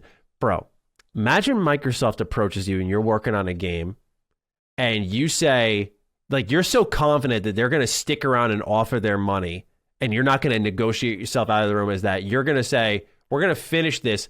Then, because Microsoft's got ears on the ground, say to someone in an interview as an executive, not even an anonymous source, an executive, we're going to wait and try to run the price up. You don't think they're going to catch on when they read the report and go, oh, this son of a bitch, huh? That's how confident, and maybe this person's just stupid, but I would take it as that's how confident they are that Microsoft is willing to pay up, and that they're just going to wring them dry because Microsoft's the richest company in the world. Remember what I told you, the beauty of Microsoft this generation, and I told you I think Square Enix is one of the best at this, is mercenary tactics.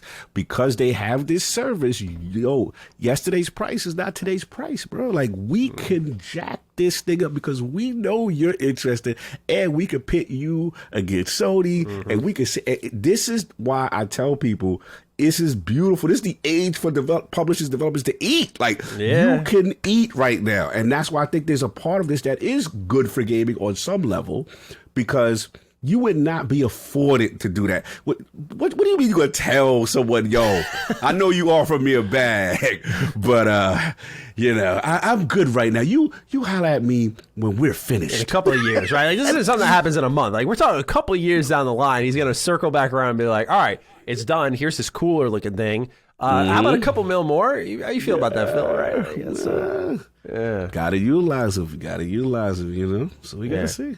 So we'll pay close attention to this, but it's definitely important to put it at the front of our show. Keep an eye on the developers working on games, which we already do here for you, but be sure to monitor it closely as the audience, because a lot of times your write-ins, as you'll see with our second topic for the news, wasn't going to be in the news section, but your write-ins will dictate what is important to us to really focus and dive even deeper on.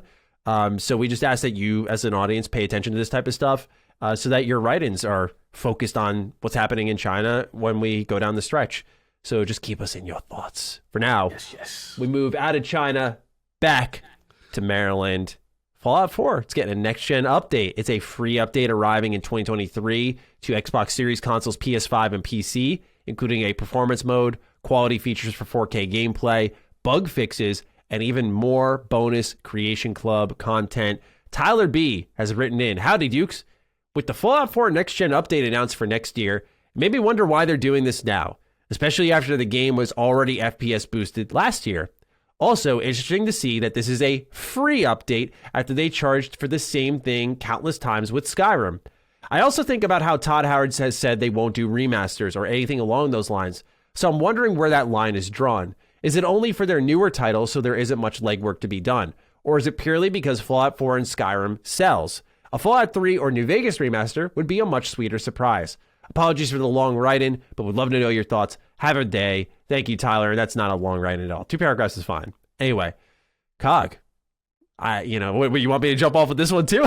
This is you. Like I had Fallout. I'm trying to be a good host and pass it to you. I don't know. How dare I go first in Fallout? Let's hear this. You can always go first, but I appreciate it. Yeah, Tyler's thoughts were mine to a T. The first thing I noticed was, this is free, but we literally just got the same thing in the anniversary update last year with Skyrim. Now, what I will say, in all due respect to my modding friends, is the Creation Club content for Skyrim is much more meaty and much more of what I think fans are searching for compared to what Fallout 4 offers. So in Skyrim, you're going to get full new quest lines, large dungeons, new mechanics like farming, fishing. They add a lot to the game. Where Fallout 4, they'll give you like the Chinese stealth suit, which you get in Fallout 3. And what happens is you get a quest that starts automatically when you log into the game. It just gives you a waypoint. You go there, you probably kill like 3 enemies. It's sitting there in a chest. There's no quest. There's no addition to the world. Maybe that's what this bonus Creation Club content is, but I'll say that maybe that's why they're willing to give this type of stuff away for free versus what they charge for Skyrim. But the reality is this, and it's a tough pill to swallow, Tyler.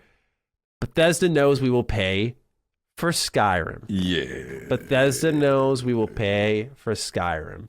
And I think they're a little bit scared to monetize Fallout. I think they're scared I know they're scared to charge for any content on 76. That's a fact. And I know they could do more if they were able to charge for it. You just look at Destiny as a perfect example, even if you didn't have an inside source. It's just like, that would be a perfect shining example of what they could do if they knew fans were willing to pay. But they can't charge for that. And they're probably scared to charge for like a Fallout 4 special edition. What I couldn't help but think of, and obviously I have a lot to say here, but Cog, I want to pass it back to you because my question, much like Tyler's, was why now? This has been so asked for years. It got the FPS boosted. I remember I was having a conversation going like, yeah, that's probably it. Like that's fine. You know, it's best on Xbox. That's probably what you want. Now, I like the idea of them evening the scales. PlayStation fans get to have a great version of the game. But with Starfield coming out, why are you spending the resources now? Could it perhaps be this is a first half with Starfield in the second half? I don't know, but I'm curious as to how you're feeling about things. Yeah, I'm starting to get a glimmer of hope for you. I'm trying to get a glimmer of hope, man. It was looking super spooky for you before. But, like, my question is, why now? Why now? We know, right? Obviously that they had the boost. They did everything that they needed to do from a technical standpoint. This is a little extra touch, you know? You're getting the quests. The creation engine and stuff. You're getting bug fixes to a game, right? Like, you know. Cleaning it up. Clean it up. I'm totally with you. They know, because of the damage of 76, that they can't charge. You have to me, it's like, you're rebuilding, you're making people remember, this is why you love this game, right? And when you do that, to me, that always signals potentially, you have some plan.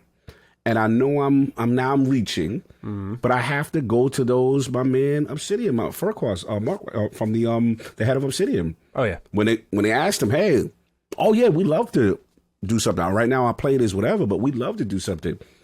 I wouldn't be surprised. I wouldn't be surprised if this a feeler, touch this up, see how people receive it. You know, you have gone at it ad nauseum with a Vault Studio. Jez has talked about it as reference to, you know, it's, you know, kind of embarrassing that we can go a whole generation without a Fallout game. I think internal discussions are happening. I cannot see that, because this is the thing. It's not just about what we want. This is also business. This will generate a lot of revenue. So however you want to figure it out, I know Todd has been on record before of saying, you know, wanting to own it and whatever. But hey, you put your creatives or whoever you want.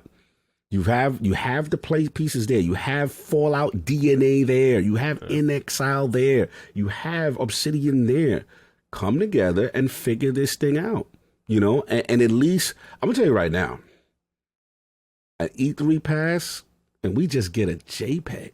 And you hear the music, and it'd be like, war never changes. The next Fallout saga continues. It's going to break the internet. They sitting on it. So figure it out. Figure it out, man. So this to me, I know I may be reaching. This to me is weird. Why are we getting a next gen update for Fallout now? Very interesting to me. Yeah, they say it's to celebrate the anniversary, but we'll talk about Age of Empire in a little bit here. Age of Empires celebrated their anniversary. That was an anniversary celebration. We've seen multiple anniversaries this year that have had new game announcements.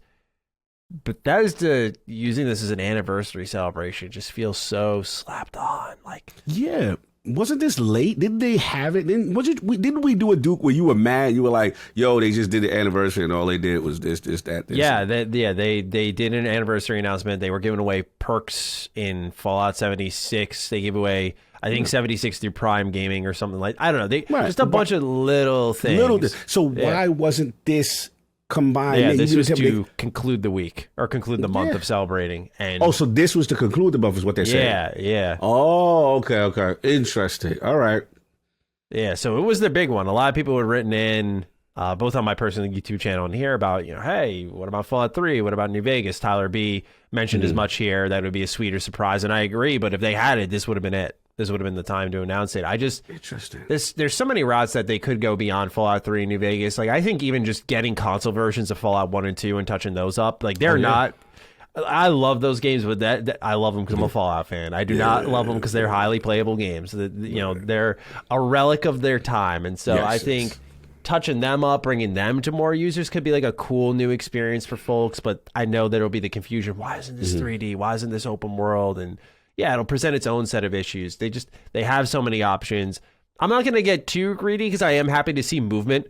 But my thought process was this, and I'm curious if you agree. Obviously, I don't think it depends when the update is ready. But do you think they are trying to get the best version of Fallout 4 prepared for when the show drops? Kind of after they saw what happened with Netflix and Cyberpunk, Netflix, and The Witcher. Do you think they're anticipating a player boost? Because my worry was the big promoted Fallout game for Bethesda is 76. And I worried that once the show, if it pops off, people go, oh, let me go play some Fallout. It's a game. Like, it's going to be people's first introduction to the series.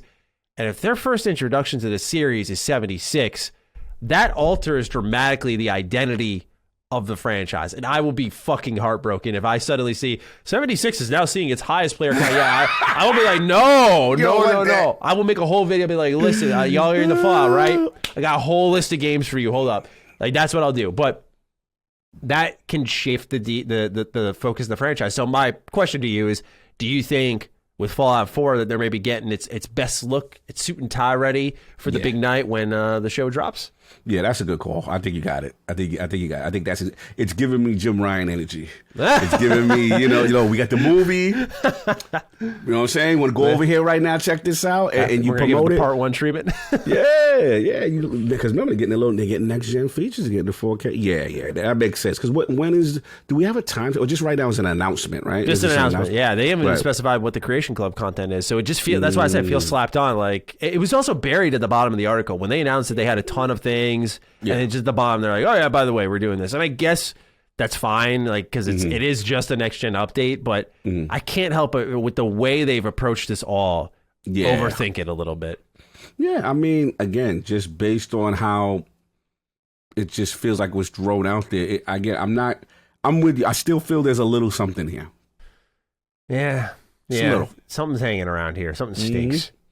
But it's not Captain Bonclay who writes in, "Howdy, Dukes. With the announcement of Fallout 4's next-gen patch coming with bonus Creation Club content, and with Skyrim Anniversary Edition dumping all of its Creation Club content last year, do you see this as Bethesda throwing in the towel for Creation Club now that they are owned by Microsoft?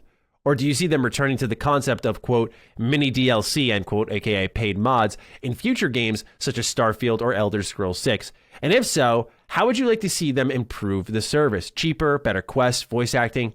Have a wonderful day." This is really important to point out because Creation Club, I don't know the numbers, but at least optically was a failure. They never got the point across that this was anything other than paid mods because it's exactly what it was. They hired modders from the community that were well known to make content for their game and then sold it for insanely high prices. Meanwhile, you can go over to Nexus Mods and get the same packs. By the way, people will literally rip the packs and put them back up on Nexus. Like, yeah, they'll go. Yeah. So they'll not only give you the same mods, but better mods for free. And we all know the console has limited modding capability, but to my understanding, a big reason this existed was PlayStation. The modding experience on PlayStation is woefully limited for consoles. So Creation Club was a way for them to curate content and put it on a storefront where PlayStation fans could alter their experience a little bit. But again, Skyrim was the biggest benefit of this. Fallout 4 was not. Fallout 4's Creation Club content isn't that great. But as for them returning to it with Starfield, Jez really opened my eyes to the idea of Starfield being a platform. One thing we don't talk a lot about, because we're more concerned with, I think, pressing issues like when's it releasing, what's the status of the game, what are quests going to be like, how's choice and consequence going to go, like I think more reasonable stuff. Jez, though, did talk about Starfield being a platform, and I wonder what post-launch support will be like. Bethesda is very, with their post-launch support. Here's a couple of DLCs, a expansion maybe, see it. That's it. When you look at Skyrim, it got 3 DLC, one of them being pretty much the beginning of settlement mode. Fallout 4 got a couple of small DLC and 2 true expansions in Nuka World and Far Harbor. They did extend that support a little bit longer in the scheme of things. Oblivion, you got the Horse Armor DLC famously, but then you got the expansion. Oh, yeah. So Shivering Isles, I was forgetting the name. Fallout 3, I think it was 4 or 5 pieces of DLC. But once they're done, they move on. But Starfield is a big game. It's Game Pass. And Phil always emphasizes, we want to make Starfield the most played Bethesda Game Studios game. How do you do that? You keep supporting it, right? Mm-hmm. We've seen how Cyberpunk's battled back with support. So I'm getting long-winded here, but I want to dish it to you. Do you see them utilizing a revamped version of Creation Club? Because right now you can't put voice acting in Creation Club. The quest structure is very limited. So do you see them going back to that for post-launch support to keep Starfield afloat while they work on the bigger pieces of content? Do you see that type of support at all? Like, because Todd's even talked about in recent interviews, modding is a thing that he's just not hidden about. Like, he talked about the fuel system, and he said, modders can fix that and change that if they want to. So it seems like it's already a reality to them. Like, this is going to be a thing for us, and I get why they expect that, but I want to pass it to you. What do you think about post-launch support for this based off what's happening with Fallout 4 and Skyrim? Yeah, I think so. I think that's how we're going to see. I think we're going to see that in Starfield. I think that was my concern when we started. Let's say concern, like I said, negative thing, but when they were talking about the vast amount of planets, right? And when I heard that, and I'm like, okay, what other utilization can these have, right? And you can then kind of bake more into this creation system. And I think it's going to be a combination of both. I think it's going to be the creation system stuff in conjunction with, those meaty post-launch DLC kind of things, with servers like mini expansions and quests, and they'll be separated. And with a game like Starfield, it makes sense in this vast universe, right? So I could totally see a combination of both, honestly. I don't see them walking away from this. Yeah. Certainly we'll investigate as time goes on, but my head always goes to are they holding back this next gen update so that it can just be the stopgap between now and Starfield? It seems like a pretty cheap phone in, if so, but and my head goes there. Anyway, it's going to be fascinating to see how Starfield as a game unfolds, and I'm excited for this next gen update. Oh, yeah. Number 3. This one came in hot before we recorded the episode. Phil Spencer did an interview with Wall Street Journal. He talked about a number of pressing topics. Of course, at the top of our list here, Call of Duty. He says, quote, Call of Duty specifically will be available on PlayStation. I'd love to see it on Switch. I'd love to see the game playable on many different screens. Our intent is to treat COD like Minecraft, end quote. Then he talked about Keystone. Quote, Keystone was something that we were incubating internally. Late spring, we pivoted to working with Samsung. I still have the prototype. Will we do a streaming device at some point? I expect we will, but it's years away, end quote. Then on Game Pass and profitability, Phil said, quote, Game Pass as an overall part of our content and services revenue is probably 15%. I don't think it gets bigger than that. I think the overall revenue grows, so 15% is a bigger number, but we don't have this future where I think 50 to 70% of our revenue comes from subscriptions. He also says, on PC Game Pass, quote, we're seeing incredible growth on PC. On console, I've seen growth slow down, mainly because at some point, you've reached out to everybody on console that wants to subscribe, end quote. On their Xbox mobile gaming store, Phil said, quote, if you take a long-term bet, which we're doing, that we will be able to get access to players on the largest platform that people play on, Androids and iOS phones. We want to be in a position with content, players, and storefront capability to take advantage of it, end quote.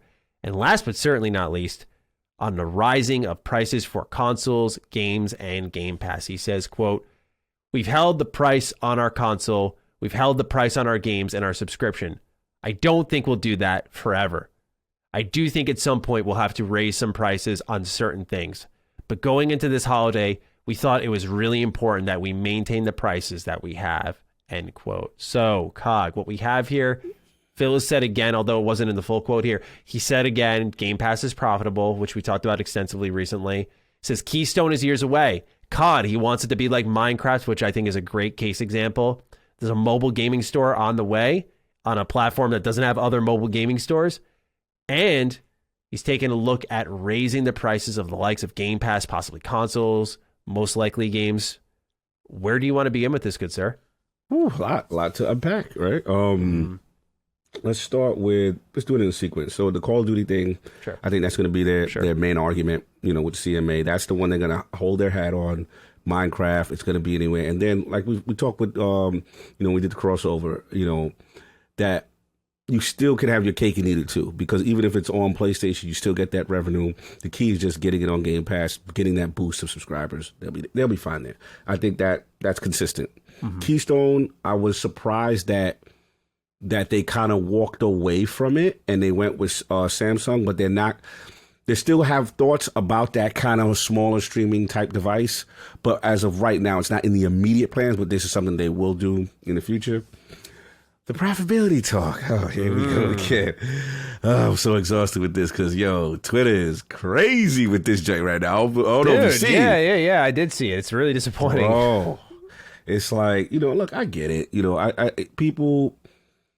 Some people are legit concerned. I do feel some people have agendas because for whatever reason, they don't like the service or whatever. And that's fine. My thing is, all I care about is me as a gamer and how does it benefit me, right?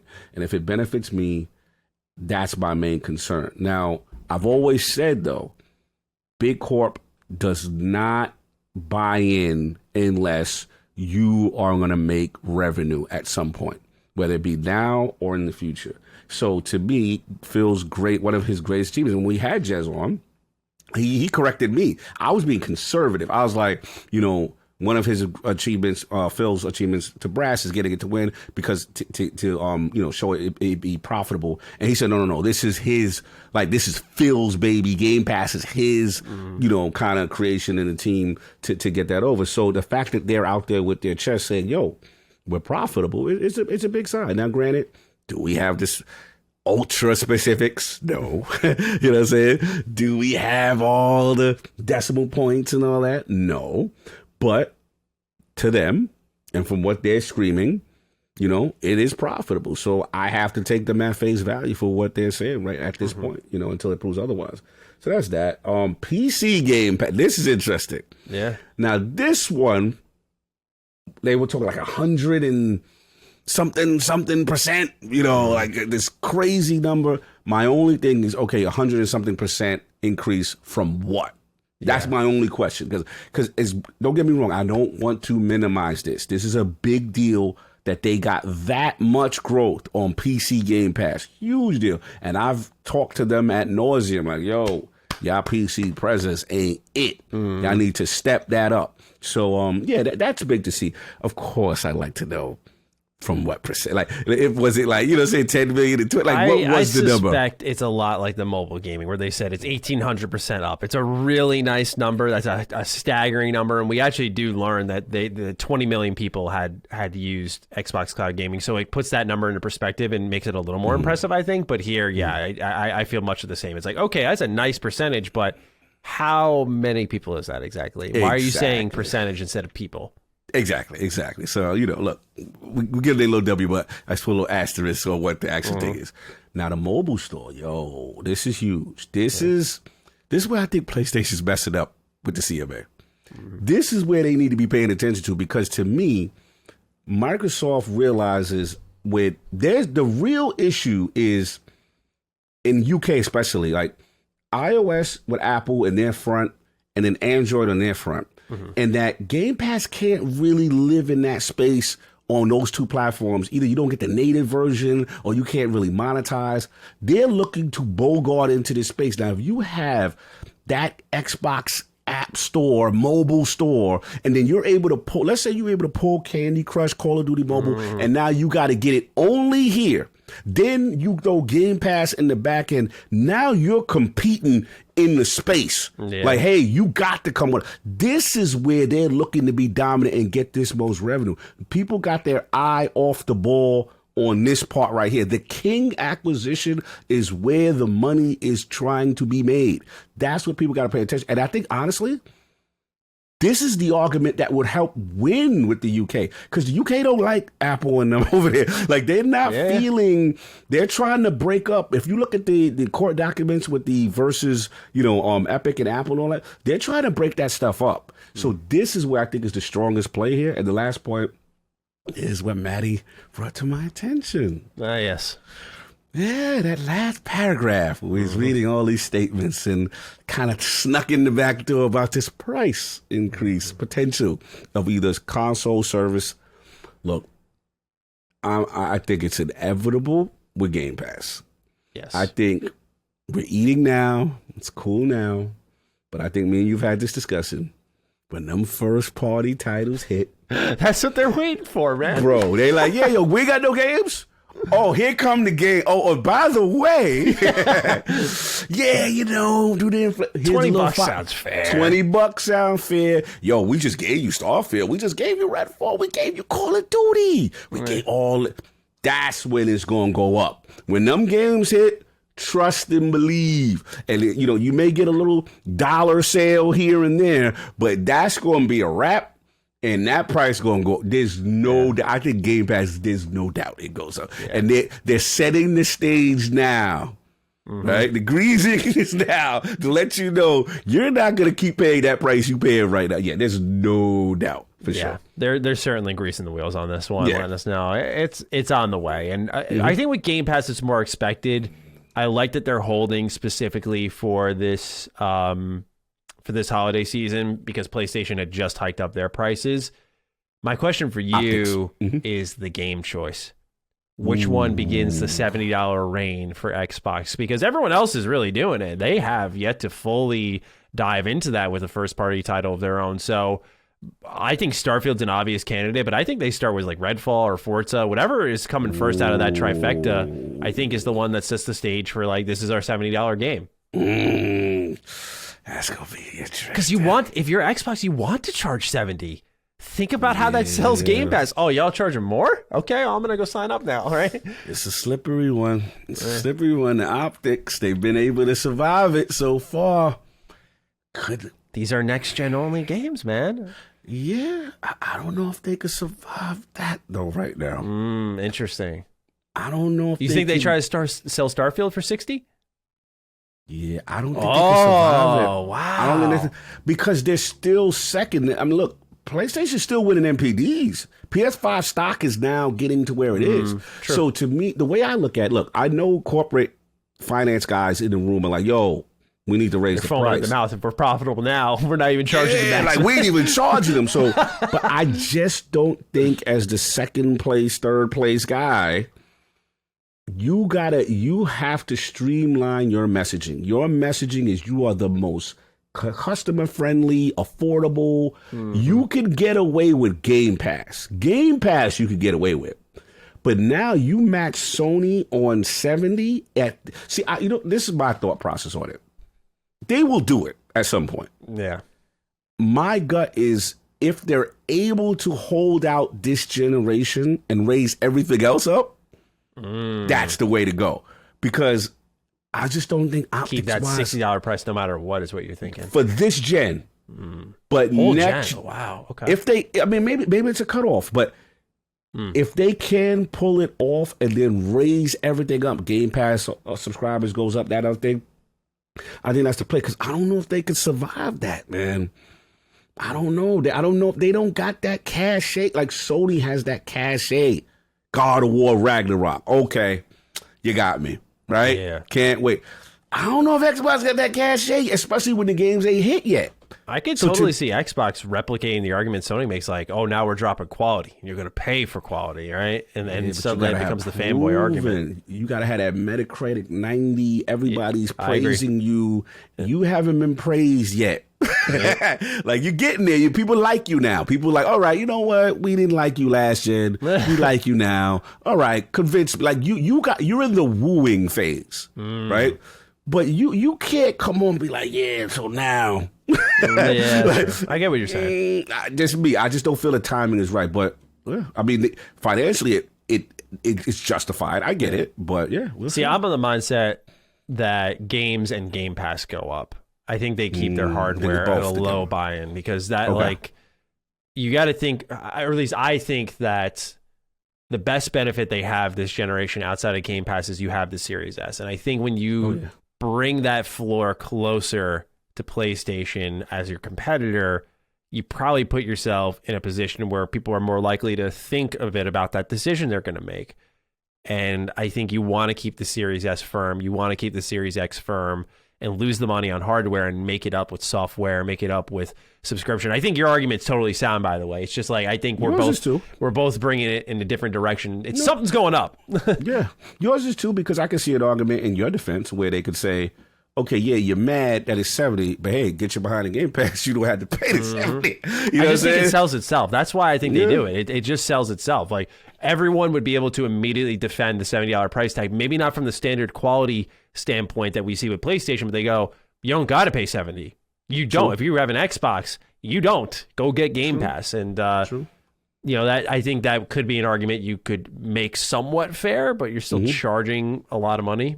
So we got to see. We'll have to see, but something's going up. Call of Duty, I like the statement here. Like, Minecraft is, again, a great case example of, like, I love what they're doing with Minecraft, the way they're supporting it, the spin-offs, bringing it to other systems, other screens. So I think that's something they should bring up more often in their conversations with the CMA, because I think you just show them what they've done, and they go, okay, I get what you're doing now. We could get behind that, possibly. If that makes sense to them. Oh, yeah. I was surprised about Keystone, Cog. Yes, me Years too. away. Years away. Why was he showing in the prototype now? What are you doing, Phil? What's going on? Xbox did say, hey, Phil, you're showing stuff too early. You saw the response in the Twitter? Yeah, the prototype. So I guess they weren't goofing off, huh? Yeah, I thought it was a joke, but yeah, I have later, surprising. Yeah, years away was pretty shocking to me. But I think it makes a lot of sense when you look at this combined with how Xbox threw cloud gaming under the bus this past week, where maybe they do truly believe it's not quite there yet. But otherwise, I'm with you on most of your thoughts with Game Pass and profitability. I'm eating good, so I don't care if they're making money. Where do you stand on all this? I was going to ask you, where do you stand with all this, the revenue and it needs to show? I know. Okay, so it's always, I feel a little uncomfortable saying it this way because I know I'm the host of a large Xbox podcast. But I think one of our most defining factors on this show is it's not run by people who give such a big shit about this type of stuff. I don't care about their profitability. I'll report on it and I will talk about it and offer my thoughts, but if I learned tomorrow Game Pass actually isn't profitable, I'd be like, all right, well, what are they going to do to adjust? I'm not going to go, oh, fuck, man, this sucks. Oh, no. Like, I'm going to start tweeting about, like, I'm not about that life. It's the same thing with Activision Blizzard. Like, Matty, are you worried the deal's not going to go through? I'm like, dude, if I was losing sleep over this, like, I understand. To me, the thing that matters most is the games. And like, I care about the Activision Blizzard deal from the standpoint of like, what games can we revive? Mm-hmm. Otherwise, like, yeah, the value to Game Pass is fantastic. And I care about it from an industry enthusiast standpoint. But when I start like making it my being, which I know is expected of me as a host, but like, I refuse because that's not what we do here.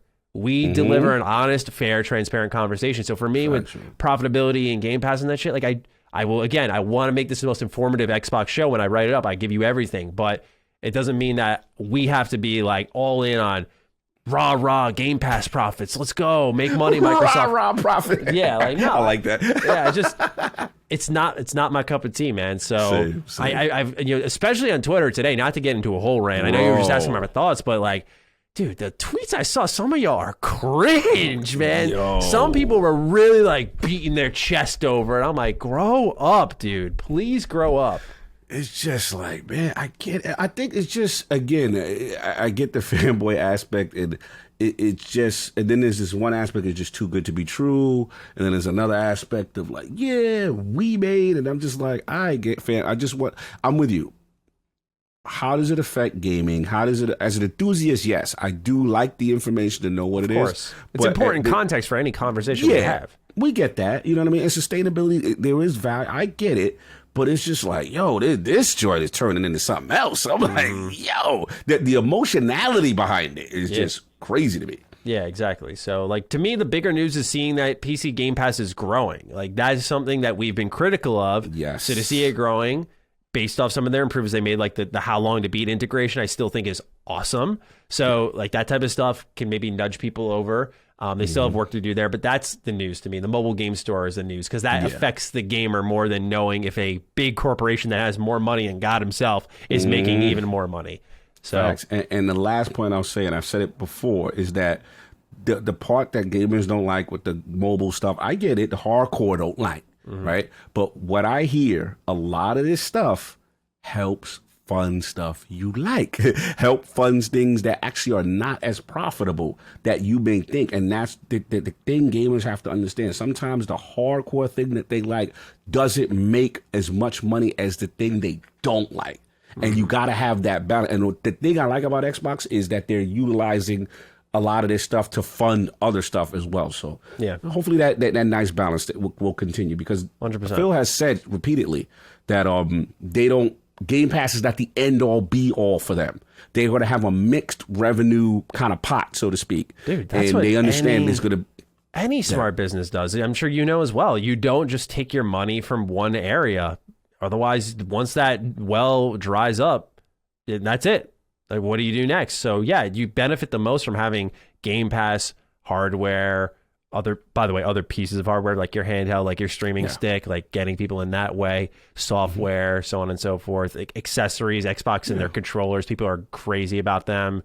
Right. So they're wise to diversify their revenue portfolio because that will make them a more successful business long term. It's why he says he doesn't see it growing beyond 15% because they don't need to grow it beyond that. I think it's good. We don't want to create Game Pass into this void that starts to hurt gaming. I think right now it helps gaming. So I think if it becomes this big money pit for them, that's when it starts to get a little more destructive, and we don't want to see that happen. So I think right now, where it's in a comfortable area, is excellent. Yeah, and it goes to show you that limitation of the console circle. There's still like a certainly, you know what I mean. And then once you get to that maximum threshold, okay, where else could I get money? Oh, PC. Oh, mobile. That's part of the bigger picture for sure. Well said. Number 4, we got a new Redfall trailer. This one's called Into the Night. Cog, fasten yourself in your seat, all right? This trailer was fresh. I like this. I was about to say, I was like, don't you do it. No, this trailer was really good. This trailer was really good. I like it a lot, man. If this is the type of atmosphere and tone they're going to deliver in Redfall, I'm about this. What are your thoughts? You've already been on board with this game. Loved it. I was shocked. I was like, okay, I'm seeing improvement. The tone was perfect. It was dark. It was eerie. It was vampire-y. I loved it, man. And just even the NPCs are very curious. I mean, that faction that's kind of like vampire. Yeah. Yeah, you know what I mean? Yeah. They were saying they had some things going over the comms that I was listening to. Yeah, Redfall, man. Listen, I'm being very modest with Redfall. Don't let this thing be a hit. Matty, I'm coming. Don't let it be hot. That draft is looking hot if it's gonna end up like this, because that game was looking pretty good there. Because it felt like to me that there it had an identity. Yes, the first time I felt it. Yeah, because originally my biggest complaint was the streamlining of systems that I felt like they were trying to get a larger audience, which I understand why they're doing given their past games performance. But this felt like as he was crawling through a building and there was environmental storytelling, I went, okay, that's what I love from Arkane. That tone, that feeling in the world. I don't know, man. Hype went up a tick. I'll be honest. Yeah, it was a really good trailer. It was a good trailer. Very good trailer. I agree. However, Xbox failed on one aspect, and sfish616 did write in about this. It's something I noticed personally when I was looking for a separate trailer on their Twitter account. He writes, "Hey Dukes, I know I already asked another question, but I thought this one would be relevant to the new Redfall trailer." See, I always tell y'all, write in with topics and you'll get picked. Clobril on Twitter made the fair point of the official Xbox Twitter not posting this trailer for about 3 hours, but they did post a lot of the Ages live stream. I think this goes back to the point that Xbox needs to do a better job pacing out their marketing for their games. Why have both on the same day when they could have done the Redfall trailer on Friday before Halloween, or even better yet, go back to the idea of Xbox having a quarterly show? I just think this point is missed by a lot of people, and if Xbox is having problems like this now, what will happen when they have games from Xbox Game Studios, Bethesda, and Activision Blizzard all at the same time? Just wanted your guys' thoughts on this. Have a being torn from playing Yakuza Like a Dragon and Persona 5 Royal kind of day, Steven. Thank you, Steven. What a day that is indeed. But yeah, Cog, what do you feel about the Redfall promotion, the timing of it, in synchronization with our next topic being Age of Empires, and how they had a big blowout of announcements, and they're happening on the same day? Is this the reality we got to face as these studios are self-governed, is that they will just be doomed to overlap? Yeah, I think this is fair criticism. I think that they could do a better job. It wasn't like, I wasn't like disgusted, but I do agree that I felt like even though as great as Redfall trailer was, it could have been spaced to separate from it. This was Ages Week, and we're going to get into that, Age of Empires. But yeah, Redfall, man, Halloween would have been perfect. Yeah, it would have been a crazy look, So I think that's a good point. And I think this is the problem that they have to monitor going into 2023. When you have all these studios, you have all this cadence, you're going to need to separate this thing right, get things the proper time to shine and adjust them. And I am worried about, don't bulk everything up for E3. You know what I'm saying? Don't just everything is E3, one show. I agree. Super pack, deluxe triple cheeseburger. Like, come on, bro. Like, space this joint out. Like, you gotta have. So I'm hoping, not inside that Xbox. I didn't like that. But just do some smaller, kind of shows. I mean, they kind of hinted one year with the third party showcase. You gotta separate. You gotta have a little bit more to give people something. The Nintendo Direct style. Yeah. Even Sony's gotten better with it lately. You need something to space out. I completely agree, because what's happening is they start to have a name for every day of the week, right? They're like, this is the third-party gameplay showcase. This is our indie ID at Xbox with Twitch gaming showcase. This is our Tokyo Game Show showcase. This is our summer gaming showcase. This is our summer showcase. This is our extended summer gaming showcase. It's like, okay, pause. Just make a quarterly show. Put the best one at the heart of the year around E3. Rock it that way. I completely agree with you that we're seeing a lot of overlap, and eventually they are going to have to round up these teams and get some type of order, because what's happening is even Xbox isn't keeping up. This was not posted on their account, as Steven wrote in here, for 3 hours. And I was disappointed to see that. I'm thinking, like, this is probably going to be one of your starters for the year if the timeline shakes out properly. You want as many people knowing about this as possible. Big time. And putting it on everyone's map. The fact that this is coming 3 hours later, I know isn't a big deal for everyone. And there is statistics to suggest, like, well, certain times for social media are hotter than others. Maybe they wait for the retweet until then. But I just think spreading the wealth is important here, because one thing Xbox fans have felt is deprived. And when it feels like every day they're waking up to a new treat, that will keep them excited. So I think spread the wealth again. That's the term here that Xbox really needs to adopt. Like, really have some true communication across these studios, because when they're self-governed, you get something like what happened with PlayStation, where I think they announced their controller for PS5 the same day that Concrete Genie came out, and everyone was talking about the PS5 controller. It's like, yo, Concrete Genie is fresh. Why are you all completely just burying this game that's coming from you? And so I feel like Xbox is heading towards that kind of situation, where this may not be a big deal because the game isn't out, but I could see a reality where they're like, Keystone's out the same day Redfall is out, and that will hurt a game. That first step is critical for these types of games. Yeah, that's the negative aspect of the acquisition part. And I'll be honest about that. They have to synergize. You have to have a team that's going to really work with all the marketing guys from each studio.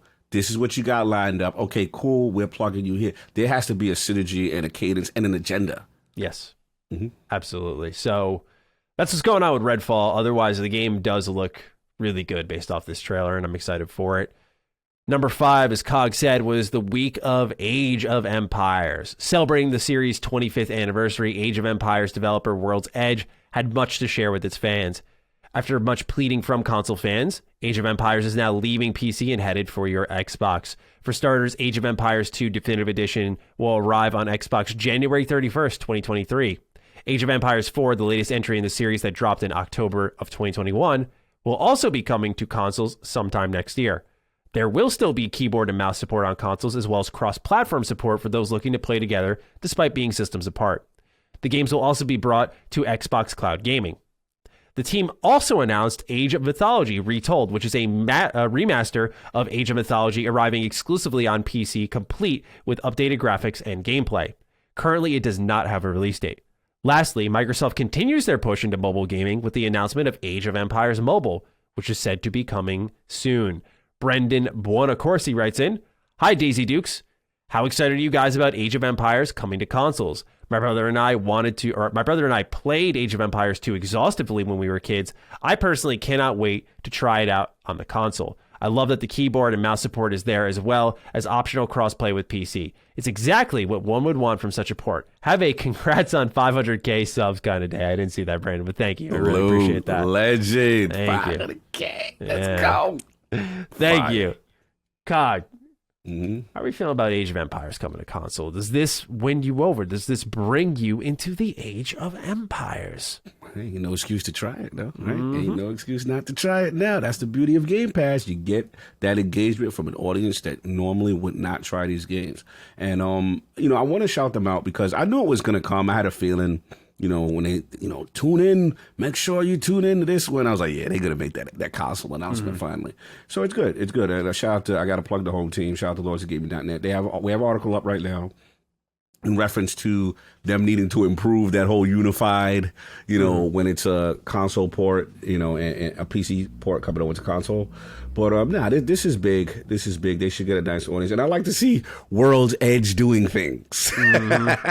Just me, is one of the studios, and I look at the list. I'm like, what are you doing? Yes. So, okay, we got something. And now the Mythology joint, come on, let's go. This is what you do. I just like to see production. Yeah, they're delivering, man. Yeah, they're delivering big time. I mean, this is Fallout, how you celebrate a 25th anniversary. This is console ports. This is a remaster. This is a new mobile game, we'll see how that goes. Yeah, this is why the Xbox mobile gaming store is important. But yeah, I was actually pleased to see this. For me, I already played it on PC pretty extensively. I enjoyed it quite a bit. I thought it was a really good game, Age of Empires 4. So I don't know if I'll dive back in, especially with how busy 2023 will be, but I do recommend folks look into it. It was a highly addictive game. Highly addictive. And there's no trebuchet. Well, there are trebuchets, but it's not the only form of storytelling here. This is a game that will educate you, though. It's a very historically focused game, and so you'll learn a lot playing it. But I like that they're not giving up the keyboard and mouse support even on consoles. Yeah, that's dope. I really like that. And I like that they're doing crossplay. Like, it felt like they really had a game plan for this going in. So World's Edge doing some good stuff here. Absolutely. Number 6. Our final topic for the news report. Ladies and gentlemen, I made a promise that I was going to spare y'all and not put the CMA at the top of the list here. No one was really complaining about it, but I was personally.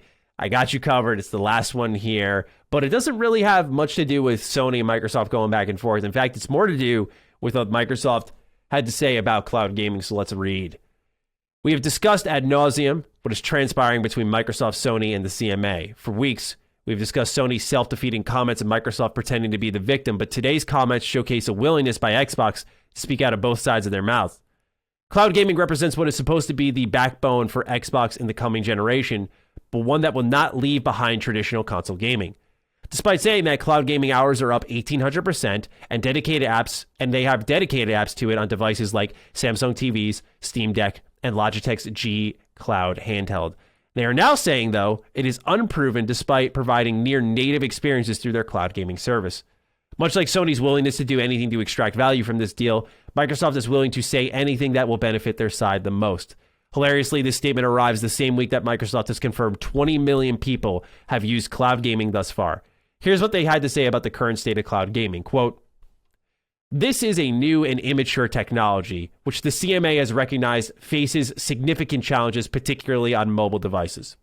Microsoft agrees that in future cloud gaming services may mean that hardware distinctions will become less important.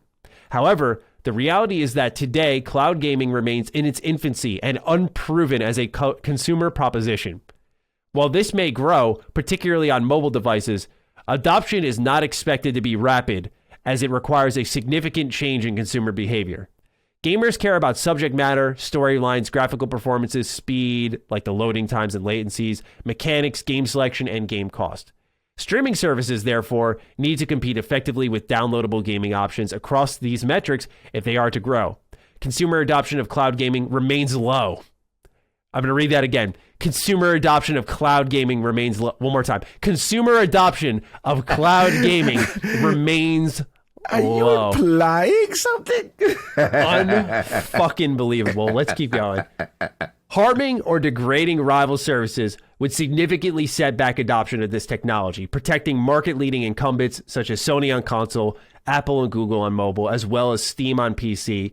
Instead, Xbox's incentive is to encourage the widespread adoption of cloud gaming technologies by as many providers as possible to encourage the major shift in consumer behavior required for cloud gaming to succeed," which I do think there may be some truth to on that one, but I think my thoughts are pretty clear. So I'm going to hand it to you, Cog, before I share some of my 2 cents here. But what do you feel about this mouth saying this and this mouth saying that?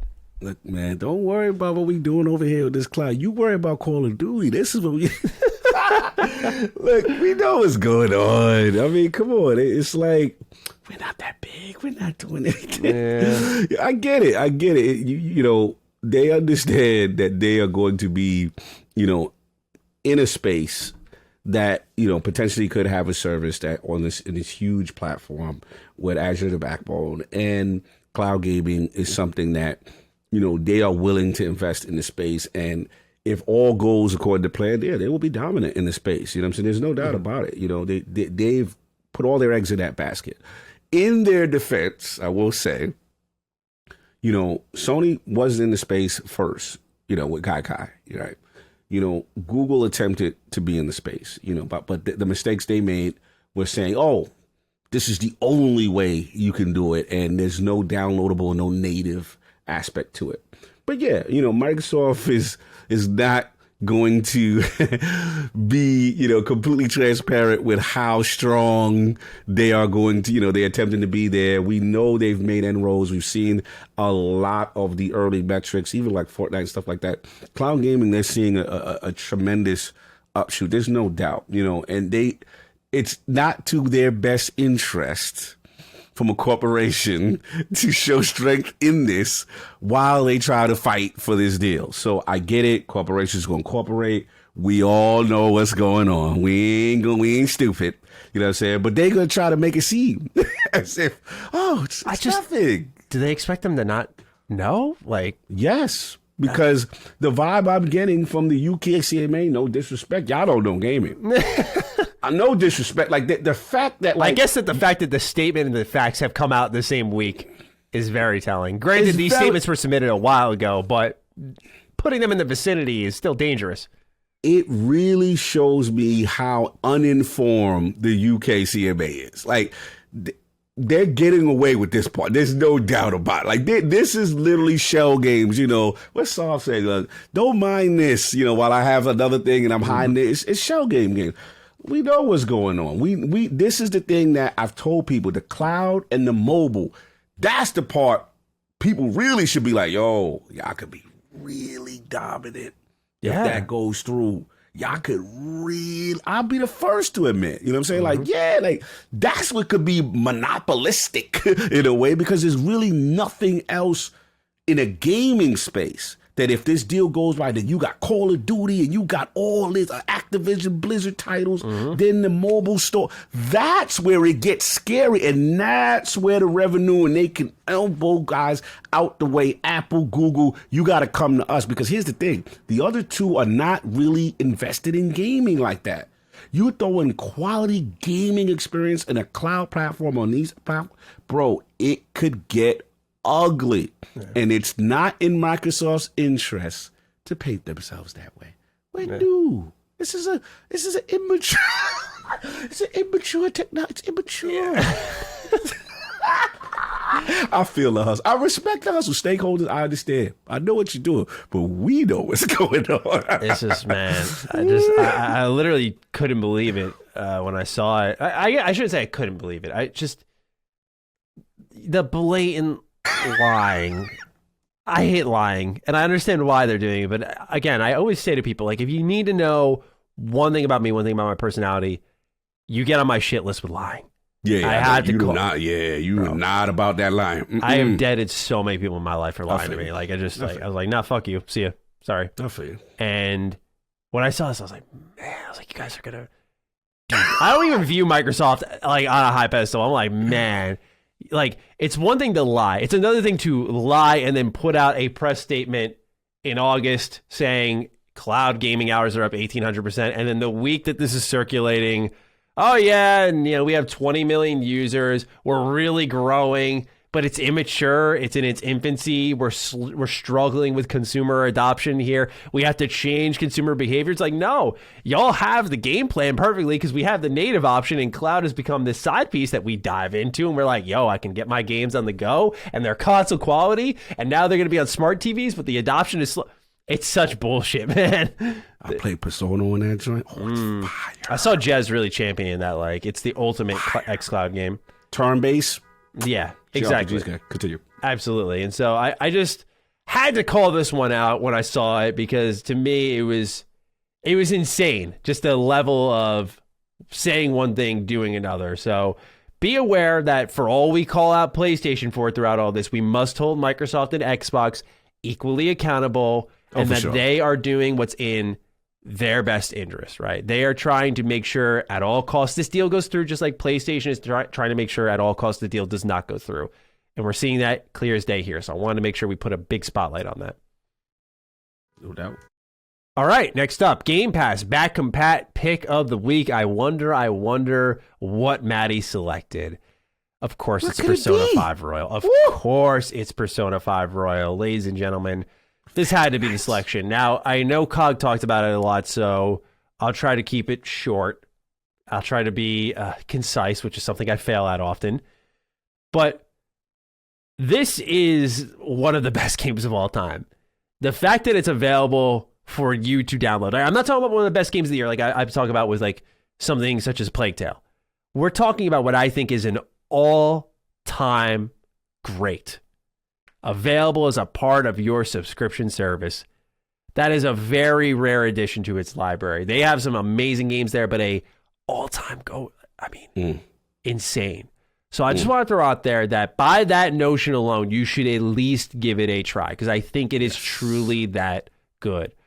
Persona is not for everybody, because it is when I say slow, it's slow in its own unique way. Slow is often described as, it's really messing with the pacing, it's dragging its heels. I don't think there's a moment in this 100+ hour game that it does drag its heels, because it lets things cook while not delaying interesting things from happening directly in front of you. Much like Cog said, there's a daily life system in the game, so that means you're going to go to school, you're gonna level up your skills and your social life. You're gonna go into dungeons, and as you're crawling through these dungeons, it's gonna be some of the best turn-based combat you've ever seen.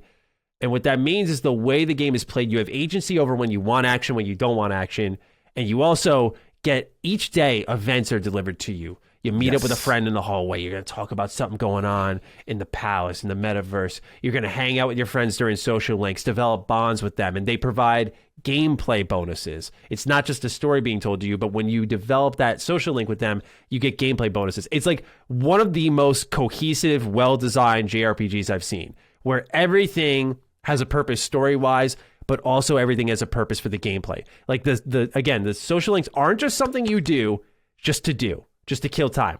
They are there to move characters forward, to draw you into a closer attachment. But even if you don't give a single shit, they were smart enough to say, put gameplay bonuses behind each of these characters. Yes. So that when you're spending time with them, even if you don't care about their story, you can use them in combat and they will provide buffs of some kind. So to me, just on a design standpoint, this game's an achievement. And if my word does mean something to the audience, which I would like to wager a guess if you're listening this far, it should mean something. This is the game that I've said multiple times, and I will say until I'm in my grave, that pushed me to become a game developer. It was this game. Like, look, y'all have heard me say how many games I love. I love a lot of games. I'm like Cog, where I love hard. But Persona 5 Royal to me was an experience that hung with me for about a week, which doesn't happen. I review a lot of games. I play a lot of games. And I feel strongly about a lot of games, I'd like to say. But when a game sticks with me for a week where it's inescapable, I'm almost in a trance. It was a very weird out-of-body experience. I'm like, dude, I remember one time on the third day, I slapped myself. I was like, it's a fucking game, man. Like, you can love a game, but it's a game. But I couldn't. It really stuck with me. It was a transformative experience. I was like, because what was transformative about it is I said, that was art. Like, that was something that was truly art. And I've had games move me and change me. I always point to Gone Home in my teens was a critical one for me. KOTOR, of course, was a critical one for me. Like, you very rarely get these games. And I'm not saying you'll have the same takeaway, but this game didn't move me that much, where I said, you can do that with a game. I want to at least try to deliver an experience that provides the special feeling this gave me, because that's what art can do. It felt like I finally understood what video games are capable of beyond being fun, collaborative, and downright enjoyable. So outside of the game, that's one of just the many ways I could recommend to you all Persona 5 Royal. But I just say download it, try it. You owe it to yourself. And as always, I suggest to those new players coming in who want to get that Royal ending, remember my man Akechi, my girl Kasumi, my boy Maruki, do all 3 social links. All of them. Focus these 3 characters or you will miss out on some of the best content the game has to offer. Remember, Matty loved Persona 5. Right. He always thought Persona 4 was better. Okay. Then he played Royal. Royal is at the top. Do not miss that content. Do not miss that content at all costs. Social links. Always do those. But that is my Game Pass pick of the week. I highly recommend you play Persona 5 Royal. And Xbox fan, look, they delivered on the promise. They did. Right? That too. So it's time to support. The cool thing, shout out to Benji Sales. I saw some information he had up in reference to how well it's doing, which really surprised me. The initial reports look good, look high. People are playing this game. And what's cool is this could set off a trend. This could set off a JRPG resurgence, a renaissance, so to speak, on the platform, which is what they need. And show Atlas, you can't miss this platform. Look what's going on. It's very rare we call the Xbox army to task here and say, like, you got to do this out of support. We always joke about supporting the devs. Yep. This is one time I will bend the knee, and I will say, go support the devs. Go support. Go get the game. Go download it, buy it, whatever the hell it is. We get on them all the time. They did what they were supposed to do. They delivered the prize. Now go out there and do this thing, because this is a fantastic game. I felt it immediately. I'm in the interrogation room, like, that little violin, like and the music. I was like, this what's going on? That is amazing, bro. Support this game. It's art, like Matty said. Absolutely. So please download it and let us know your thoughts. We had a lot of write-ins this week about the marketing, but we do want to hear your thoughts about the game. So please consider that when the next thread goes live on Patreon. No doubt. For now, we turn our attention to the audience once more with some of their write-ins to conclude the show. G Schools writes in, "Greetings, the almighty Dukes. I've been thinking a lot about Asobo Studios along with the Dukes for a while now. With A Plague Tale Requiem being released on Game Pass and it being an absolutely stunning, strong single-player game, Asobo Studios seems to have a great working relationship with Xbox. They have worked on some Kinect games, and most importantly, the brilliant technical achievement that is Microsoft Flight Simulator. We all question, why have Asobo not been acquired? However, rather than an acquisition, which may be difficult with the ABK deal ongoing and all future deals being looked at closer, plus Asobo sold 30% of their capital last year to an investment fund, I have an alternative. Do Xbox try to at least lock down Asobo to a long-term exclusive contract? Also, with potential future acquisition deals going to be scrutinized after the ABK deal and issues surrounding it, is my idea of long-term exclusive contracts possibly the future instead of acquisitions? Hope you both have a stellar day. Thank you, G Schools." Cog, you've really championed Asobo as like one of the studios that Xbox needs to take a look at after the ABK deal. So I'm curious as to this alternative that's been offered, how you feel about it. I don't know about exclusive contract at this point. I mean, I can see support studio kind of a deal, but look, they've met the criteria. Everyone talks about nurture and culture and, studio. The relationship has been there. This is a natural developing relationship. And again, one of the most diverse, super, powerful, like taking advantage of the hardware in very creative ways. I haven't even touched, I'm scared to touch PlayStation yet because I got so much. I'm scared because I'm in love with Persona right now and I don't want to, like Persona, I got other things going on. Focus Persona. I don't want to, that's where I'm at. So I'm going to get to it. I know Persona's long. I'm going to get to you. With XCloud though, I think Persona will be better for you. Because you just nailed. I'm going to be able to each day chip away at Persona because everywhere I go, I can get it. You see what I'm saying?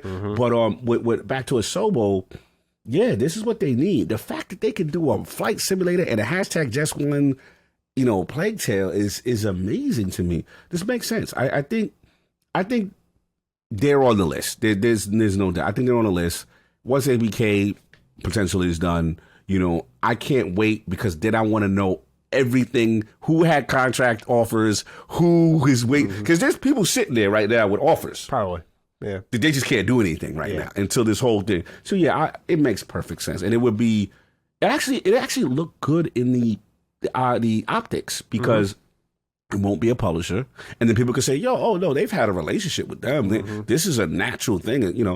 It makes perfect sense. Yeah, I completely agree. I think Asobo is one they should really take a strong look at because while we content-wise compare them a lot to Naughty Dog, which is a big compliment, just given the style of A Plague Tale, they have a lot of Obsidian energy, right? The flexibility. And that's what Xbox really wants, is to take these big teams and break them up into smaller teams to focus on the big and small, to really creatively empower them. And we're seeing Obsidian be the first to really tackle that.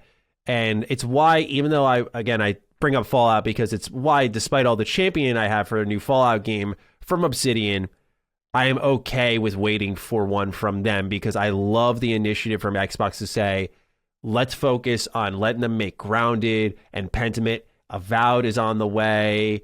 Outer Worlds 2 is on the way. Like, they really seem to have their ducks in a row on what matters to them, and it's both big and small. It doesn't feel like me, as someone who's definitely more excited for Avowed and the Outer Worlds, is missing out by getting Pentiment, by getting Grounded, because those are on the way, and we're getting little tastes in different ways from a company that we only knew for RPGs. So the same thing with Asobo. They've already shown us we can make this or we can make that, and I want to see what else they can do. So I think bringing them into the first party fold would be very smart. I think G School's maybe somewhat onto something where if you start to see the big regulators kind of bear down on you even harder, if you're Microsoft, this may be their workaround, is to play Sony's game. And one thing that Jez did right, in a great article, by the way, is that if this deal is rejected with Activision and Xbox, it does mean that the message is to play by Sony's rulebook, and that is long-term exclusive contracts.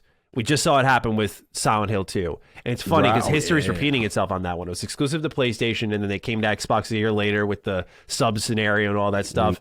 And it looks like that's what's going to happen again. And it makes me even doubly pissed that Xbox missed out on KOTOR Remake, because now PlayStation valued their legacy. They were like, yeah, y'all, Konami, like, yeah, you were bros. Like, yeah, come on back in with this remake. With Bloober Team, yeah, you guys suck, but hey, come on in. Come on in. You guys suck. But Xbox couldn't do KOTOR. Man. Yeah. Oh, but I'm getting way off track here. So, yeah, Asobo, I like the vision here with G Schools, but I hope they go for the acquisition route with them, because I think they have the first party energy that they seem to be targeting long term.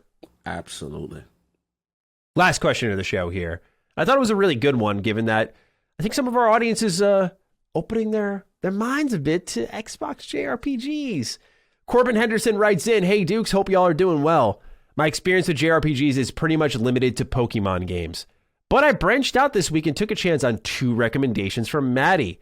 I started Persona 5 Royal and Lost Odyssey, and I'm loving both." Hey, first off, Corbin, my God, have you picked 2 amazing games to start off with? Oh, yeah. You start off up here, so I'm a little afraid of what happens afterwards. Yeah, the bar is set way high. Yeah, absolutely. Because Lost Odyssey, as I always say, is a game that you're going to play and go, this is 2008 game? What? 2009 game? Insane.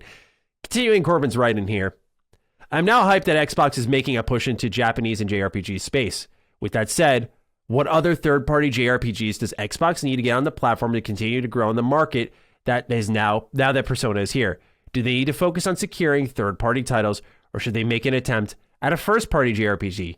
I just discovered a new genre of gaming that I love kind of. This is going to, I'm telling you, Cog, you already, I know you check out the thread when we get the write-ins. Keep an eye on it, because I guarantee this is going to pick up over the weeks. We're going to get more JRPG recommendations, more what should they look into doing next. And I think that this is important because it shows the steady transformation. And y'all know I'm not fucking crazy with my trails, with my Persona, with my tales of that. Like, these games matter. Facts. Cog, you're an OG JRPG fan.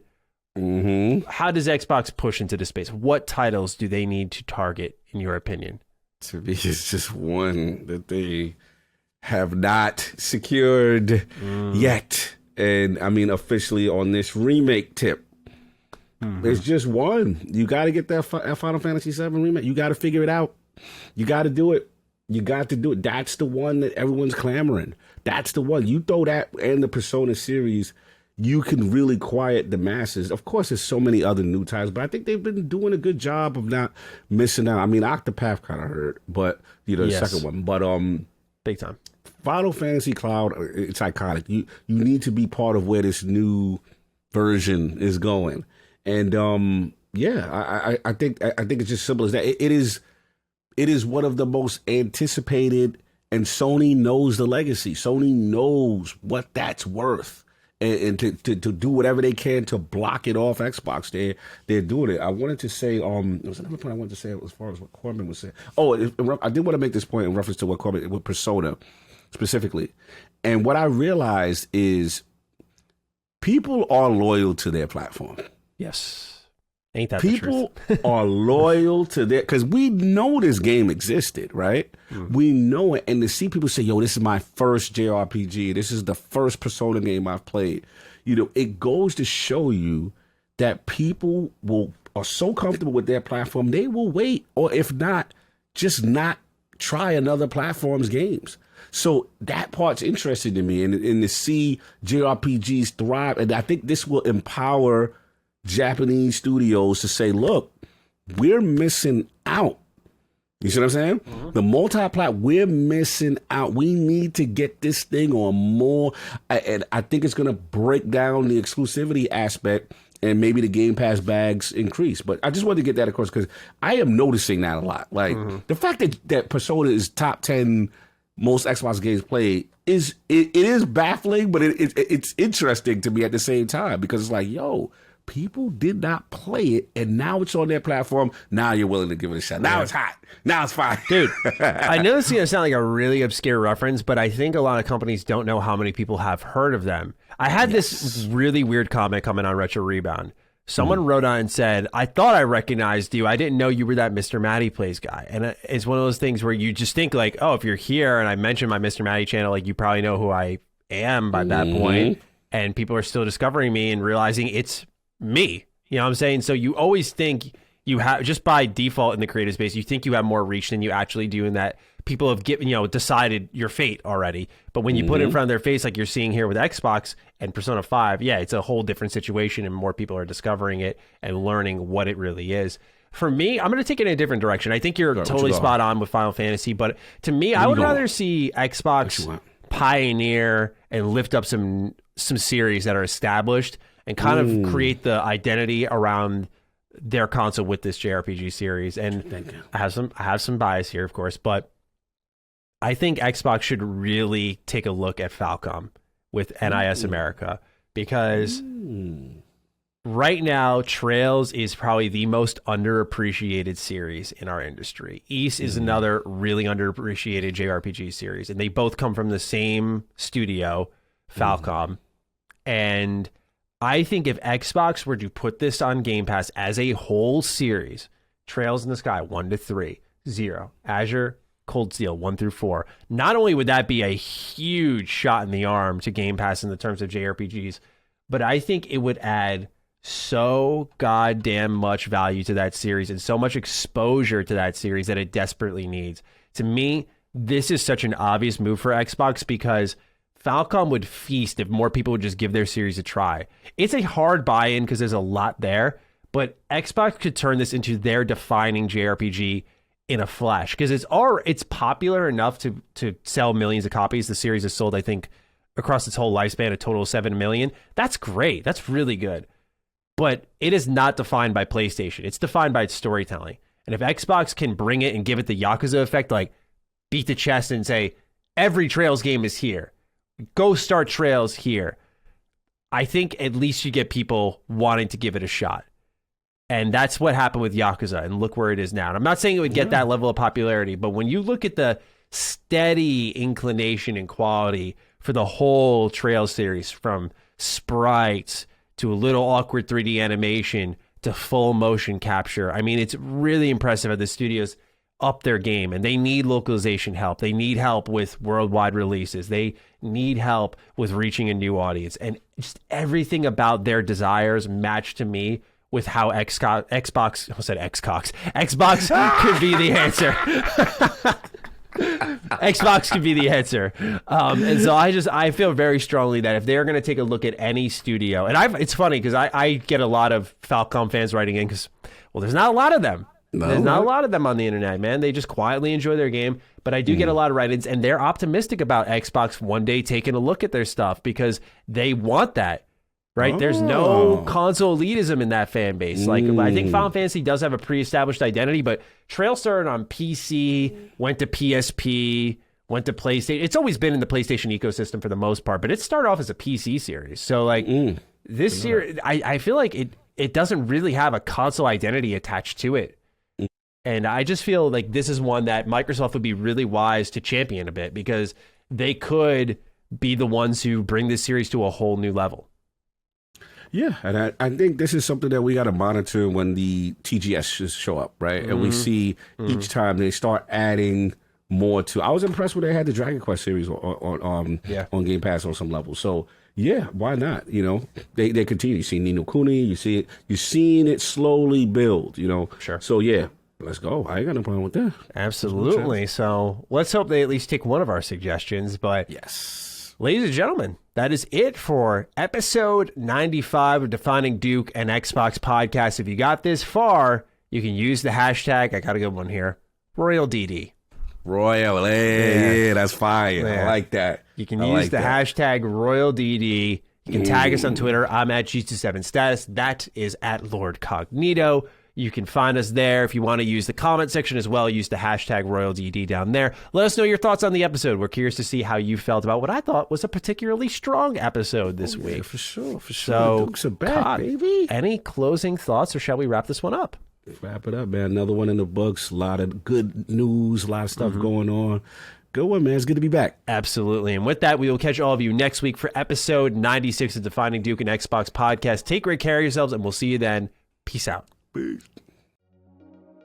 Defining Duke, an Xbox podcast, is a product and trademark of Last Stand Media and Collins Last Stand LLC, and is recorded from the United States of America. The show is conceived by Matthew Mr. Matty Plays Schroeder and me, Colin Moriarty, and is written and produced by Matthew Schroeder. Matty's co-host is Barry Lord Cognito Eversley. Defining Duke's executive producer is Dustin Furman, and the show is edited by associate producer Ben Smith. All of Last Stand's theme music is by Ramon Narvaez. As you know, all of Last Stand Media's shows, including Defining Duke, are fan-funded on Patreon at patreon.com/laststandmedia. The following names are at the producer support level on Patreon, and we're thankful for your kindness and generosity.